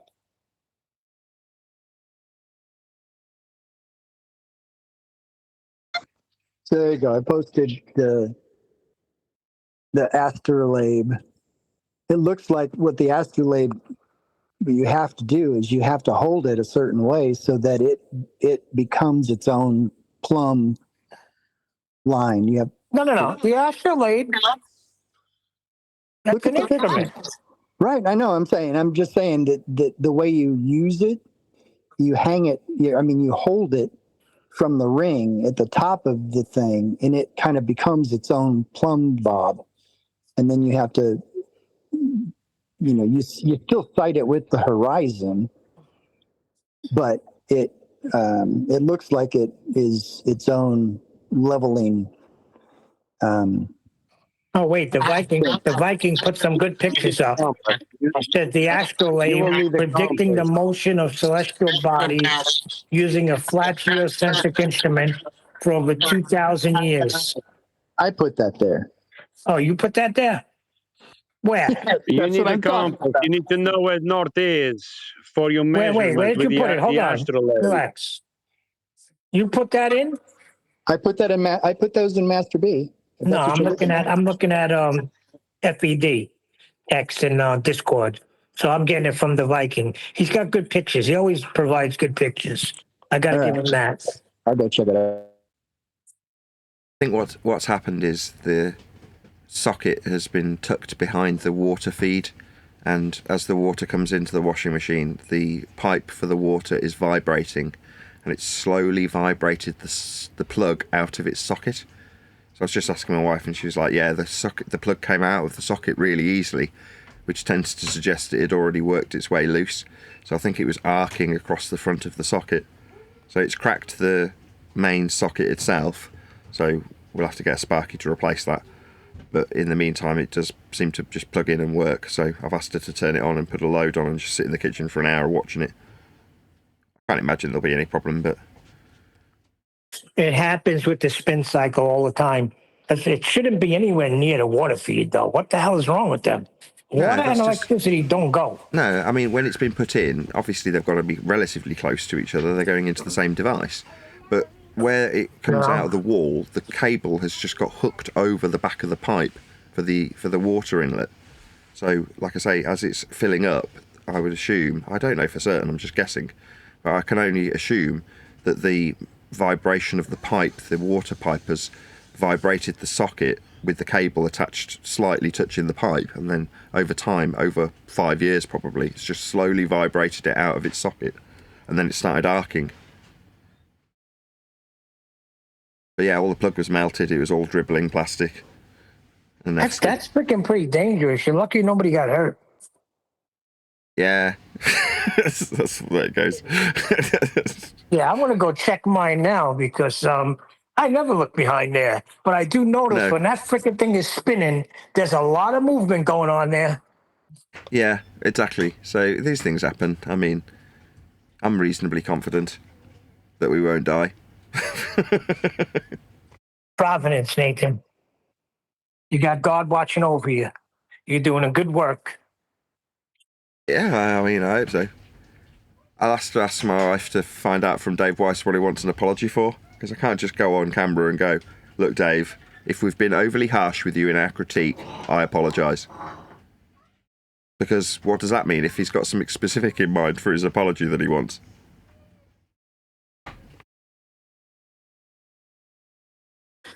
Okay, Nathan. He wants an apology? I Yes, want an Dave apology. wants an apology. Everyone wants an apology. Get in fucking line. Exactly, Nathan. Nathan, I'm going to show you something. Okay? Well, I guess I'm not going to show you anything. Well, then don't. I didn't even want to see it anyway. Screw you. My camera's not working for some reason because I'm in the laundry room. But if I was able to show you, my plug is in one spot and the water feed is totally across from it, nowhere near it. Oh, well, aren't you great? And actually, the plug where you plug it in, the outlet, is actually almost as high as the washing machine. So I guess they learned their lesson. Maybe. I don't know. My kitchen was fitted to code. It's all regulation in terms of how it's laid out. It's fine. Like I say, it's just when either me or Paula at some point have pulled that washing machine out, and then when we've tucked it back in, either I or her have tucked the wire behind the water pipe, and just presumably to keep it out of the way of it sliding back over its own cable. So that's presumably why it's happened. But who cares? It hasn't killed us. I've put a new plug on it. It works. I'm not going to spend all my book money on a new washing machine, which I'm delighted about. It's like suddenly got a revenue stream, and it's all going to vanish on a fucking washing machine within a week of it coming in. On the other hand, right, I say that, it would be okay if that was the case. In other words, I need a new washing machine, and then by providence, I've got the money to pay for it because I've got an extra revenue stream. Had I not had a book, I'd be begging for a new washing machine. Do you know what I mean? Now, obviously, it's nice that I get to keep my book money, but by the same token, it's nice to know, well, should I have... I said to Paula before cutting the plug off and putting a new one on after she'd actually investigated what the problem was, I was like, go out and buy yourself a lovely new washing machine. I can afford to buy one. You know what I mean? I was like, buy the best one there is with book money. And I was delighted to be able to say that to her. And had she have just gone out and bought a new washing machine, obviously we'd be returning it right now. But you know what I mean? It's nice that I could be in a position to actually offer. Right. These are the things that make us happy, right? If I'm able to tell my wife, just go out and get it, that makes me happy. Oh, I totally relate. That's exactly how I feel. I was delighted when she's like, because it was weird, because I went in and I was like, yes, the money for the books has hit my bank account, because for 3 weeks it's been a bit of a mess around, and I finally sorted it out. It was because there was a UK tab that hadn't been ticked in the Books Online site that allowed the facility to work with UK payments. So it just didn't work. It was rejecting it. Now, he doesn't know that. He's never set up an affiliate or an author in the UK. So you don't know what you don't know. But it was a while before I was actually getting any money for the books. Now, I wasn't too concerned, but obviously you do want the money. You know what I mean? So we got a message saying, the money's now gone through. It should have gone and hit your bank. So my wife asked me to check yesterday. Today, when I got a moment free, because I got a bank statement through, actually, it prompted me to do it. I called at the bank, checked that I'd got the money paid into my bank, and I'm like, yes. So I walk into her and I say, yes, this money's hit the bank. I've got the money for books. And she was like, woohoo! And literally the next thing she said was, and the washing machine's broken. That was the first thing out of her mouth. That's how it goes. Well, my brother just sent some money because I got to get him carpet. So now take me through this, because he covered me too. So where do I click to buy the book now? On Books Online. Just go beneath the video so that you're using the correct affiliate link. New people bring food. Well, Keith asked what you want, Hold on. Keith said, Keith too. He was like, hey, y'all. Heroes, get your ass on mute.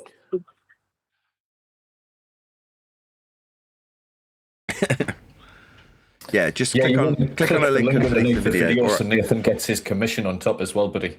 That's what I'm saying. I want to click the right one. Yeah, one of the ones underneath the video. So Paula also gets the affiliation code link, whatever it is. She gets the 30% if you use the link that's hers. It's the one with 198. I got the one that says I'm on Nathan Oakley right now. Google Meet /online video calls. No, that's your freaking Give me a link minute. for Hold the on. show. Just click if you want the link to buy it with. Paula was asking literally only yesterday if you'd bought a copy of the book, and I didn't know the answer. The answer's no. So that's good because it means I can actually send you the correct link now. Yeah, send it to me and I'll order one right now. I'll send it on. I'll send it on. I keep going to call it Skype. It's not Teams. Is it Teams? Yeah, Teams. Just send it to me or Mr. B. I don't care. No, I've sent it to you on Teams. Okay, great. So if you click on that book and buy it with that link, then there's an affiliate that gets paid and I get paid. Okay, so now it says, all right, I see it. So I accept all. We use cookies to improve your experience. All right, accept all, right? Yeah, just do this. Yeah, we don't need to hear you doing this, do we? I don't want to make a mistake. I don't buy shit. My wife does. Yeah, give it to her Should to I buy. just wait for her to do it? Yeah, wait for her to do it.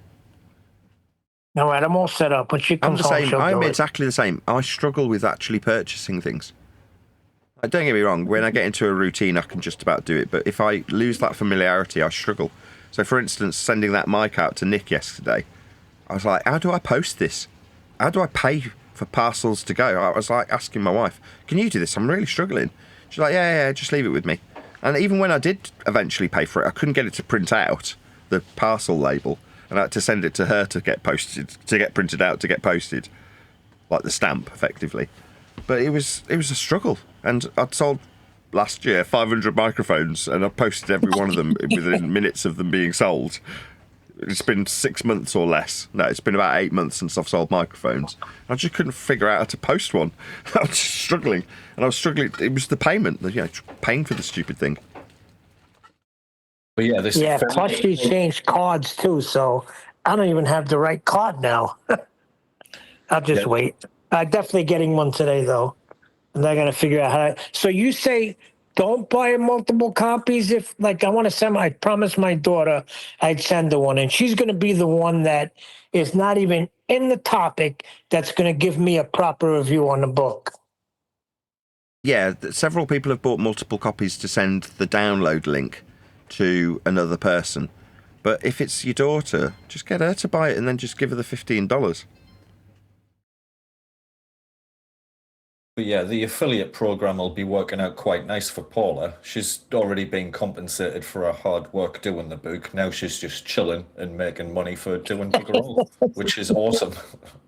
Chilling like McMillan. Yeah, that's what I offered her, and I'm more than happy to do it. She's still working though, so even yesterday she's now sent out 17 mail outs total. And like I say, that's one of the reasons I can only assume one of the people on the list was Dave Weiss, because he's got back asking for an apology. So I assume that's one of the 17. But because it's come from a third party, i.e. not from me directly, she's got a response out of David Weiss. Well, that's good, isn't it? As much as he now wants an apology, like I've always said, I'm pretty fickle. Fine, you want an apology, no worries, I'm sorry. If I have offended him with my critiques of him, if I've been overly harsh towards him, I am genuinely and sincerely sorry. My desire is not to offend David Weiss. Now, you guys can defend me out here while I was doing the dishwasher or changing the plug or whatever I was doing while I was listening to you guys talk about this. You know, you can defend me to the nth degree saying, that's just how he is. Well, no, I'm pretty brutal. And if Dave's taken offence, that is not my desire, especially when I want to promote something. So if an apology is needed, no worries, you can have one. Yeah, that's fine. Yeah, like you said, I think it's good. Yeah, apologize for anything. Just get the hell on there. That's all. Yeah, personally, I'd be like, so sorry, Dave, that I try to educate you in the scientific method. That's not going to get him on, though, right? I can have a guess. Exactly. I don't think that's... Nathan wants to get in front of people, but you can't be a principal... Well, I'm not saying you don't have principles, Nathan. Your main focus is to support your family and get out there and shift your book. But it would be nice just to see it fucking how it is to the dickhead, because he was being a dickhead when all he were trying to do was sharpen his sword. Yeah, and for whatever reason, he doesn't see it that way. Now, to absolve himself of guilt, it might be that he wants an apology, because then everything's all my fault. And if that's what he needs as a little reset button, I don't care. Yeah, if he is in my bad books, or vice versa, and the resolve is that he gets an apology, there's certain people when they do that you go, no, I don't want to do that. So I remember, what's his name? Bob Nodell reached out in a similar fashion. And I was like, no, you've burnt a bridge in a way I don't like, and the type of person you are I don't like, so I'm not going to be offering any apologies. And he moaned and he was like, I've put out an olive branch, and got very bullshit about it because I just didn't accept his so-called olive branch. But after the fact, I remember Morgile telling me about what a complete wanker he was to him, very scummy and narcissistic in his delivery of his treatment of Morgile. And I remember thinking, I remember getting that feeling about him when he was seemingly hoovering me up as some horrible narcissist. I don't want to be too brutal. The guy's dead. But by the same token, you don't feel that way. Whereas with Dave, I'm sure I've maintained the same position, that I'd like to have him on my side. And I even wrote this in the book. I was like, it did actually, I don't want to say break my heart, but I felt it when Dave betrayed me. That's why you get upset about these things and then are potentially more vitriolic towards somebody than you necessarily want to be. So in the case of Dave Weiss, I know there's going to be something in particular that will have really pissed him off, because I'll have stuck a knife in somewhere and twisted it, and it was probably unjustified in terms of what I've done. Now, the fact that I could turn around and go, well, you betrayed me, when spending half an hour talking about frickin' Morgile, or not Morgile, Muktoon, just because I was talking about Morgile a minute ago, because he's been waffling on about some anti-flurf, and the minute my name comes up, it's like, we're not talking about Nathan. That No, we're not watching Nathan. Whatever his phraseology was, I remember feeling exceptionally betrayed.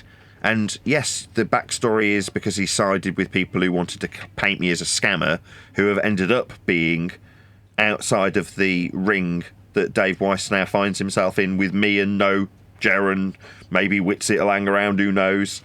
But he put his eggs in the wrong basket, as you summarised earlier in different words. But it doesn't change that I've always wanted Dave on my side. That's why I've pecked away at him and kept him in the forefront of our discussions, even if it's to berate him and chastise him for not being up to date with what we're doing. Generally speaking, I've tried to keep Dave Weiss in our field of view to a certain degree. Well, other people, while I might have had their contact details, Jaren wasn't like that. I never gave a shit about Jaren. He's just some dude, isn't he? Right, the fact that he ended up, turning Dave against me and ultimately betraying the entire community, again, is neither here nor there. I didn't care about him when he was on our side, and I really don't care about him now he's not. I might have reached out to him and got on his show for various different things and, exposed it when he's bullshitting about azimuth or equidistant projections. But not in the same way as, Dave. I never felt betrayed by Jaren. I just felt like he was a scumbag. Whereas Dave, he and I would spend hours and hours and hours shooting the shit with Patricia Steer and even Ron. So back in the day, we were like a fairly tightly knit group. Subrats and Dave and Patricia Steer and myself. There's a few others. Like I say, Ron was one of them. Matrix. Who's Ron? The Awake Souls guy? Yeah. Wow, I didn't know that. Yeah, that's it. That's the thing. You don't realise, but people in this arena that you see as being detached from one another, Dave, Ron, Patricia, we were all kind of in a little clique at one point. And various other people came into that clique, like Matrix Decode. Just suddenly is in that clique. No, she got away. No, she jumped. That's what she did. Hey, fellas. Say again? Yes, D-Rose. I was going to say, well, can I say this? Considering what Nathan just said, and I pretty much felt that, kind of suspected that, for the agenda and for the mission of what we're supposed to be doing, and because of the camaraderie that they really did have, and even though it was justifiable to me personally for Nathan berating Dave for what he did, for where the stands he took, and staying on him, and like he said, pressing him to get up to date.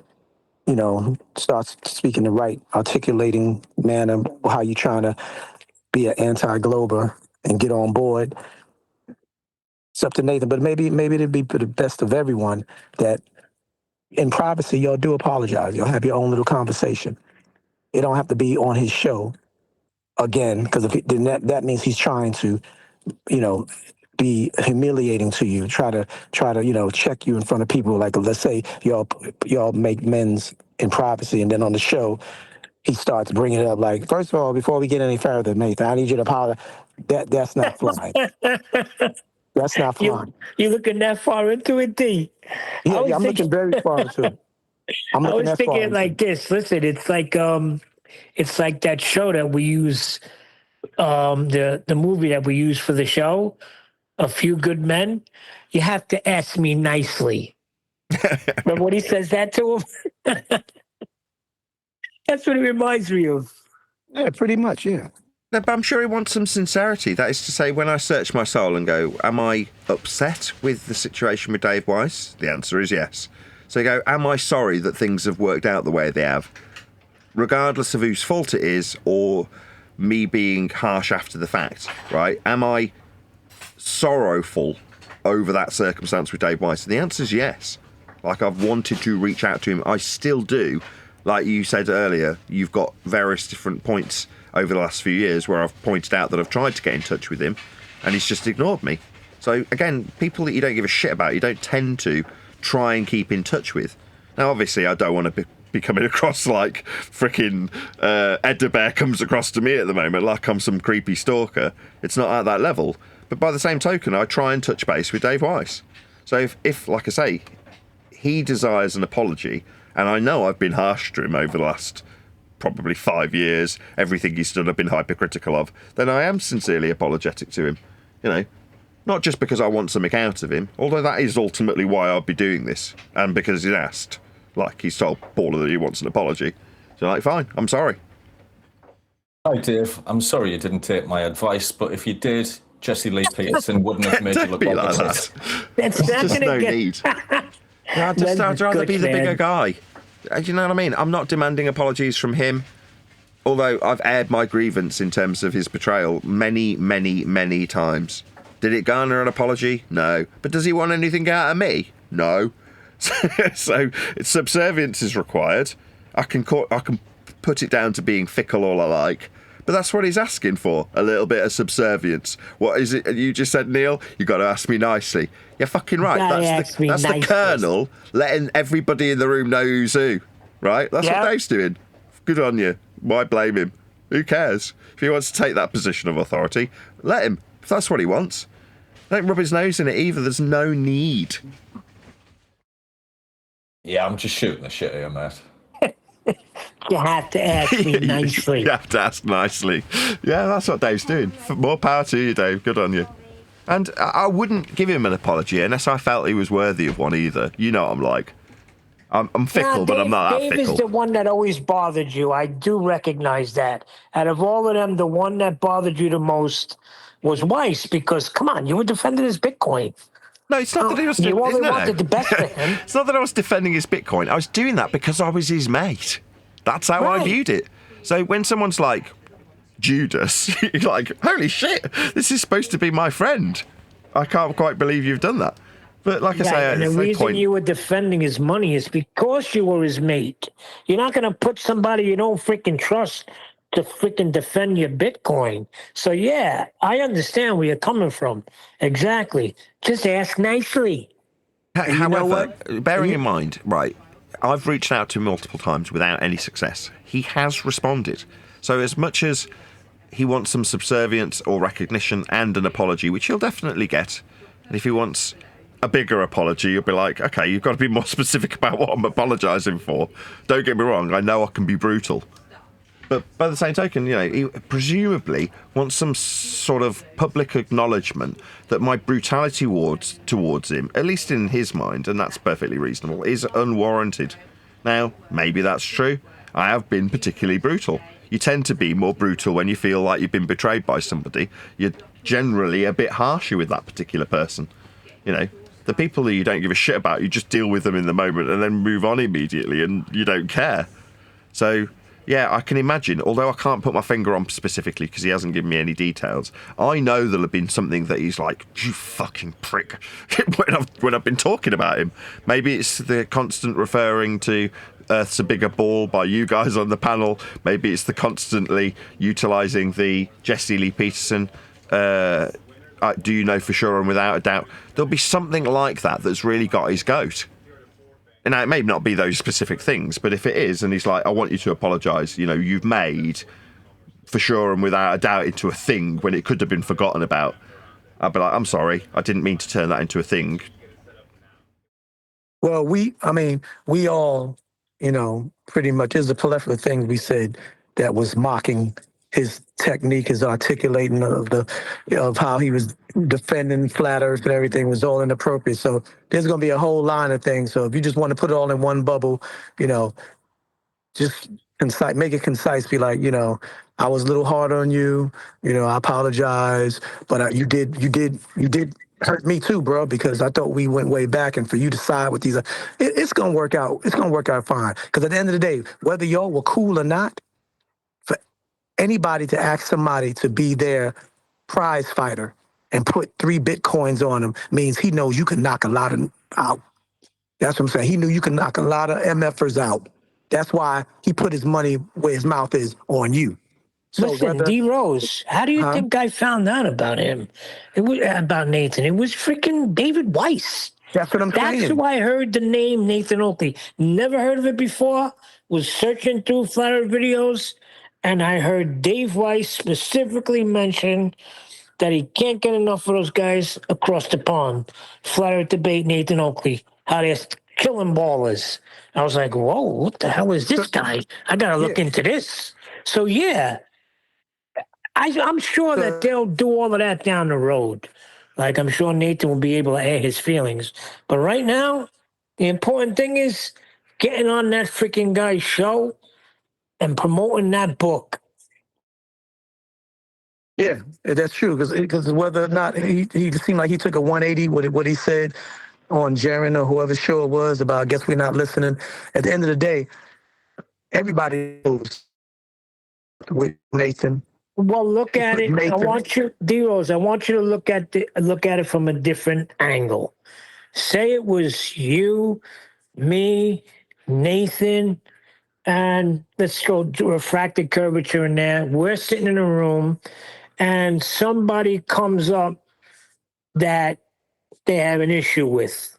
Now, what are you going to do? You got to take Dave's position, and he's got to stand by the guys he's with, right? He was just standing by his mates, like I would stand by my mates. Well, yeah, exactly. Well, whose mate was he first? Was he Nathan's mate first, or was he their mate first? Because at the end of the day, he could have not. They said were all anything. rolling together at the time. It was Winsett, Jiren, freaking Big Ball Dave. Who else was there at the time? Right. Okay. Right. That's the next thing. While I don't necessarily know if he wants a specific apology, what I do know, or I can empathise with, is this idea of calling him things like Big Ball Dave, right? What he'll want, I assume, or what I would want in his position, is some sincerity. That is to say, okay, if you're apologetic, I want it to come from a place that I know is sincere. And to demonstrate that, as a better way of apologising, if you will, it would be to suggest that we drop that kind of shit. Right, calling him Big Ball Dave. Yeah, shut your panel up. No, shut my panel up. Just say, like, okay, he's accepted an olive branch, albeit from my wife, and albeit for promotional purposes. Therefore, there's some mutual beneficial. Also, somebody mentioned it earlier on today's show. He's put out a couple of videos of mine, therefore promoted me. You could see that as a tentative olive branch that he's put out, right? In other words, right, exactly. So you go, okay, there's a bit of give and take. Again, that to me shows Dave's got a bit of sincerity behind him too. But it'd be wrong, or I'd be remiss if I didn't call you guys on it, because there's some bitterness. So from this point forth, just drop that shit. then we'll all get along a lot happier, you know, and there won't be any reason for us to need to apologise in future. You know what I mean? Is this an after show or is this private? Because we might It's have to still being apologise recorded. to It's this going as to go well. out there. That's what I'm saying. It's going to go out there. And I just said that. I realized as I was saying it. Maybe it'll go out there. I don't necessarily... Right, when I'm sat here, I don't necessarily intend to produce anything after the show's finished, which it has. Now, if, like now, this ends up being worthy of putting out, then, yeah, maybe I'll put out this, because it's, you know, useful shit. Most of the time when I'm sat here and just recording, it's for nothing. It doesn't turn into anything. But sometimes when you have a discussion like this, it is quite useful to have been recording, which is why I do it. Because now this becomes something useful, right? This can become pretty much the Apology to Dave video, right? But if it's got you in it calling Big Ball Dave, then he's going to just go, oh, well, why didn't you shut him up when he was doing stuff like that? He's just having a poke at me and you didn't say a freaking word. Hardly sincere. Right, but now you did. So now this is a good video because you put me in my place. It's not about putting you in your place. It's about having an air of sincerity. I would assume the harsh treatment that we put on Dave, that is to say, we critique him and even catchphrase some of the stuff he said in a very negative way.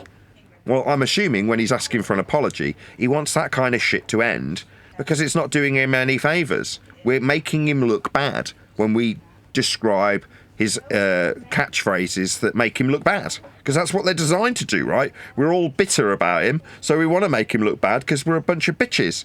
So if we can knock that on the head, I'm sure he'd be very grateful. And I can speak for myself. And I can speak for myself as one of the persons on the panel. I used to rock with Dave. I had his app. I was subscribed to his app.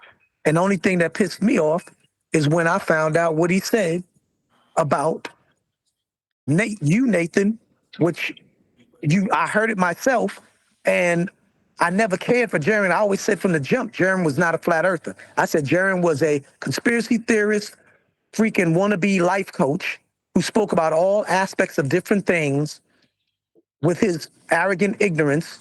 And then flat earth is one of the things that he knew he can capitalize on the most because it was the hot subject matter. So he made that like one of his main contents of topic matter.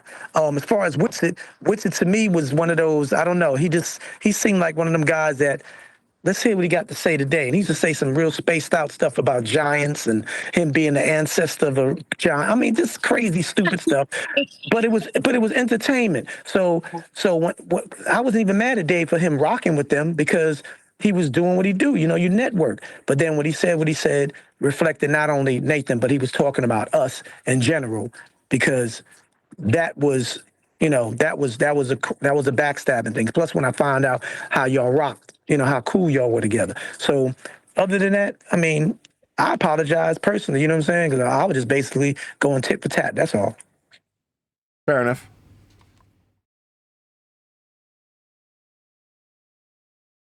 Yeah, I'm more than happy to let bygones be bygones with Dave. You know, I've tried to reach out to him.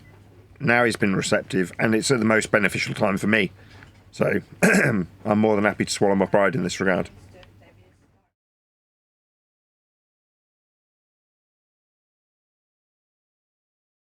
I think it'll also give an opportunity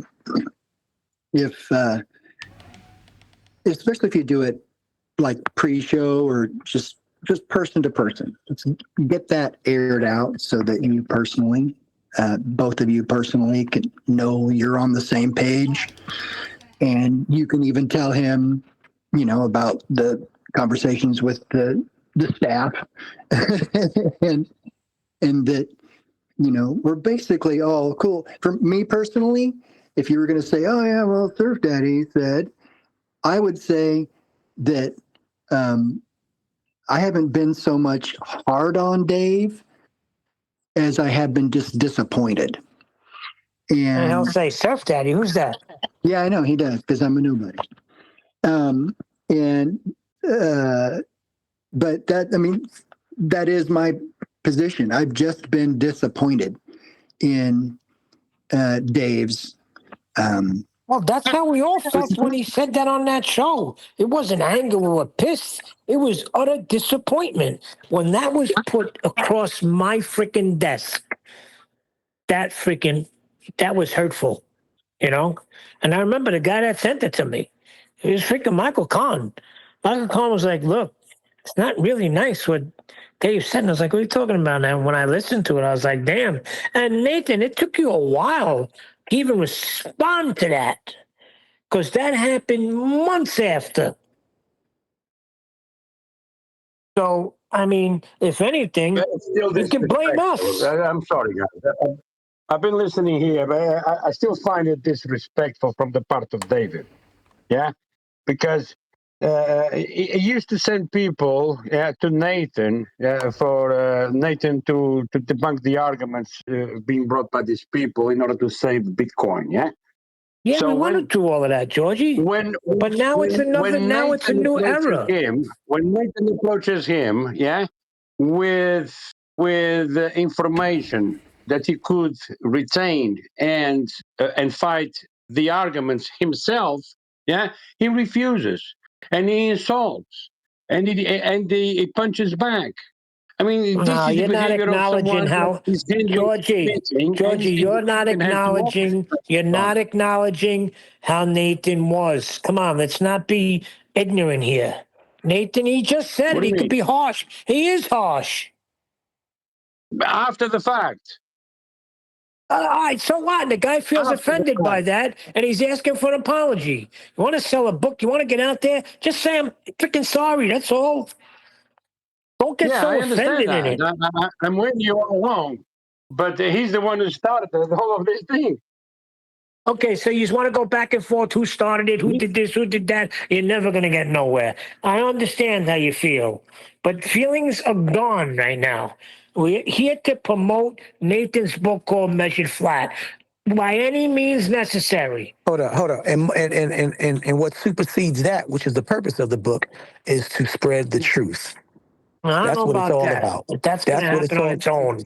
Right, yeah, but still, if you get everybody on board, like I had said, had this never had happened, had Dave never said what he said, whether he started it first and then Nathan responded rightfully so and justifiably, could you imagine, like I said, could you imagine that never had happened and this book was still being developed without all of the name calling and all of the critiquing of Dave's style, whatever? Could you imagine now with the support and the loyalty and the trust that he had in Nathan's knowledge to put his money where his mouth was? Could you imagine now the kind of power that we would have in spreading the truth? So at the end of the day, the truth supersedes everything. The truth is the facts that is measured flat, period, point blank. And now we have a chance to take that as precedence over, who did it first, who started it, and who said what. Well, let's be honest. It helps Nathan's book, Well, let's be honest. If you want to be really honest about it, that fucking pissed me off. All right? What are you going to do, though? Was the critique of his video the other day particularly harsh, where he was going on about his kooky fucking life energies and stuff like that? Look, let's not remind ourselves of how harsh I've been to Dave. We could do this all day. Let's not do that. Exactly. And here's what I want to say. A lot of the reason why was because I was jealous. He's getting all of these freaking audiences where I felt they should have been Nathan out there. The first guy to speak to freaking Owen Benjamin, I felt it should have been Nathan. So my anger was coming out of jealousy, to be honest. Yes, that's much better. Let's talk about how Neil was jealous rather than how badly I've treated Dave. Yeah. But I was. Listen, at Nathan at that time. Yeah, we agree that Katy Perry is MK Ultra. I was listening to Owen Benjamin go through his meltdown and watching that at the time, because I wasn't listening to FED that much because of the general tone and occasional outbursts in language on the show. So you could basically say that the reason Weiss did so well is because he is the way he was or is.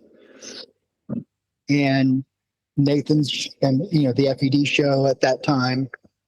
We're talking more than 5 or 6 years ago. Was not that listenable by the broad audience. All right.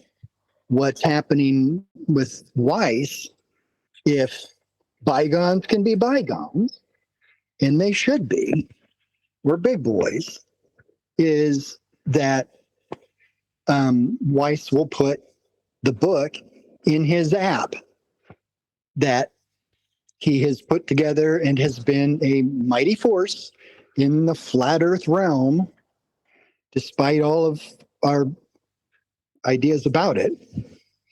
And that book, which he could make 30% on, and he will definitely jump on that, will go in his rotation at the top of all the dozens and dozens of flat earth books that are out there. His interview will go on the featured interview at the front of the app, which I have, but I don't use a lot. I'll certainly start using it a lot more when I see Nathan's interview on there. And thousands and thousands of people who have the app will see the book. Probably the most pointed marketing source on the globe in the world. Right. Dave has a big audience. Dave has a big influence. That's why it would be great for Nathan to be on there. That's why when Nathan apologizes the way he wants to apologize, everything's going to be fine. Yep. And it might be. It's beneficial for both Nathan and Dave to, bury the hatchet, and so to speak. Because Dave's not attached to the hip of Jaron and Whitson anymore. That whole group broke up just like, FED did last October. So I mean, everyone's kind of like here. on I'm their out of own. here.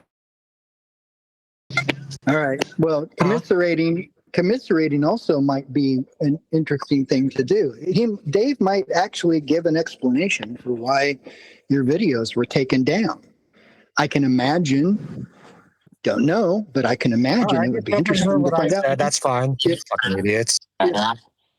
Well, no, if the videos were taken down because some people complained of language or something, which although I don't think any of your shorts had language problems, but people that were familiar with the show who would say just offhand that, oh, language is bad. Why are these videos here? That literally could just be a business decision. When he gets too many complaints, then the videos come down, and then pride and whatever else, and whatever stops communication. No, that's not why. That's not why the videos were taken off his app. I told him to take them off. So as soon as yeah, I told him, I was like, I don't want your videos. I don't want my videos on your app anymore. Okay, I didn't know that. Stand corrected. Now, was that decision on your part because of his saying that? Well, yeah, he'd gone on camera and said, "We're not watching Nathan Oakley." I'm like, "Get your videos off my app, off your app." As in, if you're going to tell an audience you're not watching and you've got my freaking videos on your app, it's an outrage. So I was like, "Get them off." Oh man, I'll bet that if that's the apology thing, you guys talking that out, I think would be good. I think that would be cathartic, and it's like, okay, we got Huffy, and he may have an explanation for why we don't watch Nathan or something like that, and I think that'd be good. Just get that off the chest and roll on. I'm not asking him for anything in that regard. What he wants is an apology, and he'll get one for the overly harsh treatment he's had since that particular date. But this is me approaching him because I want something from him. I want him to interview me and talk about my book. So that's something I want from him. So in terms of me going, oh, now I want you to apologize. No, I won't be asking for that. Oh, no, I'm not. No, I'm not. Don't get me wrong. I'm not suggesting that you ask for an apology back. So, yeah, now that you told me that that's kind of what happened, then that changes my perspective.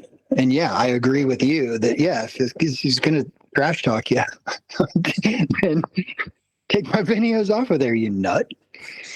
So he may have a good I don't think Dave is going to do anything like that.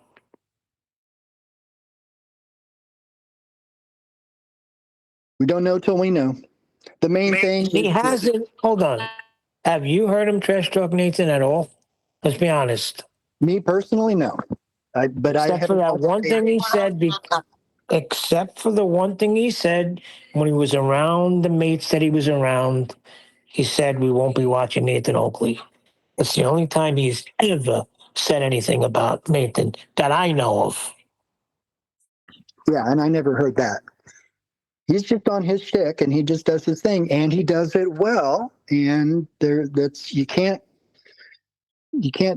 mess with the success of the model, the business model that he's got going. And well, he goes out there. He's out and about, and he's trying to get to all these places, and he does. You said he was in schools and everything, right? Well, great. So now Nathan has a book, and now Nathan can start doing the same things.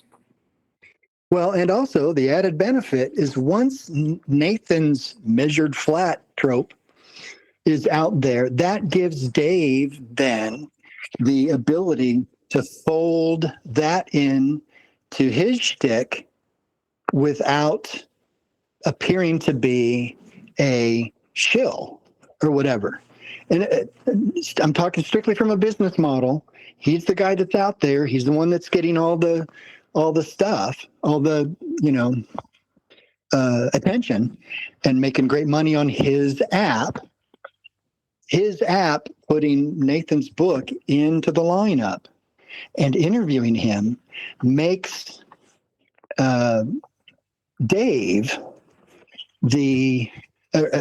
makes him able to add that information, the measured flat stuff, into his repertoire and work his older stuff out. Because now, there's the book is part of Dave's app, which is what is very important. He will be able to go, and when he talks to Roseanne, he will be able to say, oh, go to my app, and there's this great book, Measured Flat, in the book section, because Nathan put this out. And here's how the Earth is measured flat, and this is how we know it's flat, without a doubt. Blah blah blah. That's.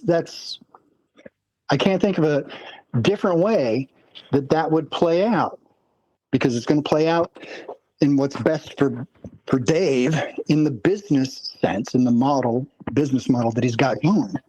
And he wants to make his app the best one available. All right. He can't go out and say Earth's measured flat, because that's an Oakleyism. He can go out and say, oh, go to my app where measured flat is there, and here's all that information that I can now put into my slides and put into my rhetoric and put into my stuff without feeling like I'm just copying somebody else's ideas, right? So it'll work out well business-wise for everybody, especially if Dave does the code. If he's selling, 100 books, I don't know how much he's selling on his app, but oh, look, that's down the road. Right now, Nathan has freaking Eric DeBay in his hip pocket, ready to go do an interview with him. So we could all look forward to that, and then go from then on. I trust how Nathan's going to take care of it. I have full confidence in him reconciling and do what he needs to do to promote his book. He's the one that wants something. He knows what to do. I'll just sit by waiting, and with full confidence that it'll work out fine.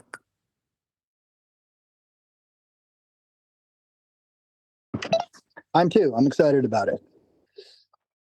And it's encouraging for me that, now that once it happens, I'm hoping to see that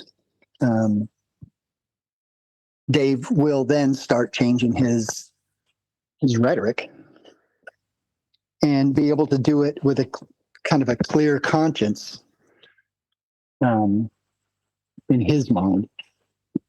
That he's not just, stealing information or whatever, or someone else's.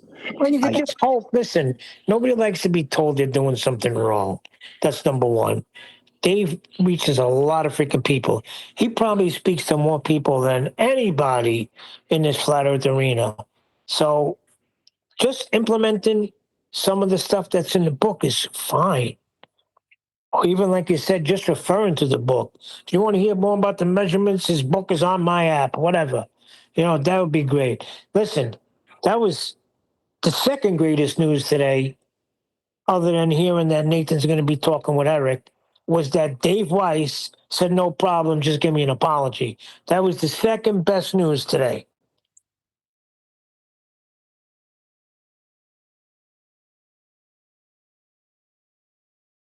Yeah, I totally agree. It's been a good day. For me, the second best news was Nathan fixed his washing machine. Well, he could have said, F off, right? But he didn't. He said, no problem, and just apologize. So that's great news. To me, it is. No, it is good, and I've been quite sarcastic throughout this whole little chit-chat about it. But yeah, Nathan wants to get his book out, and it is a form of olive branch. So, all good.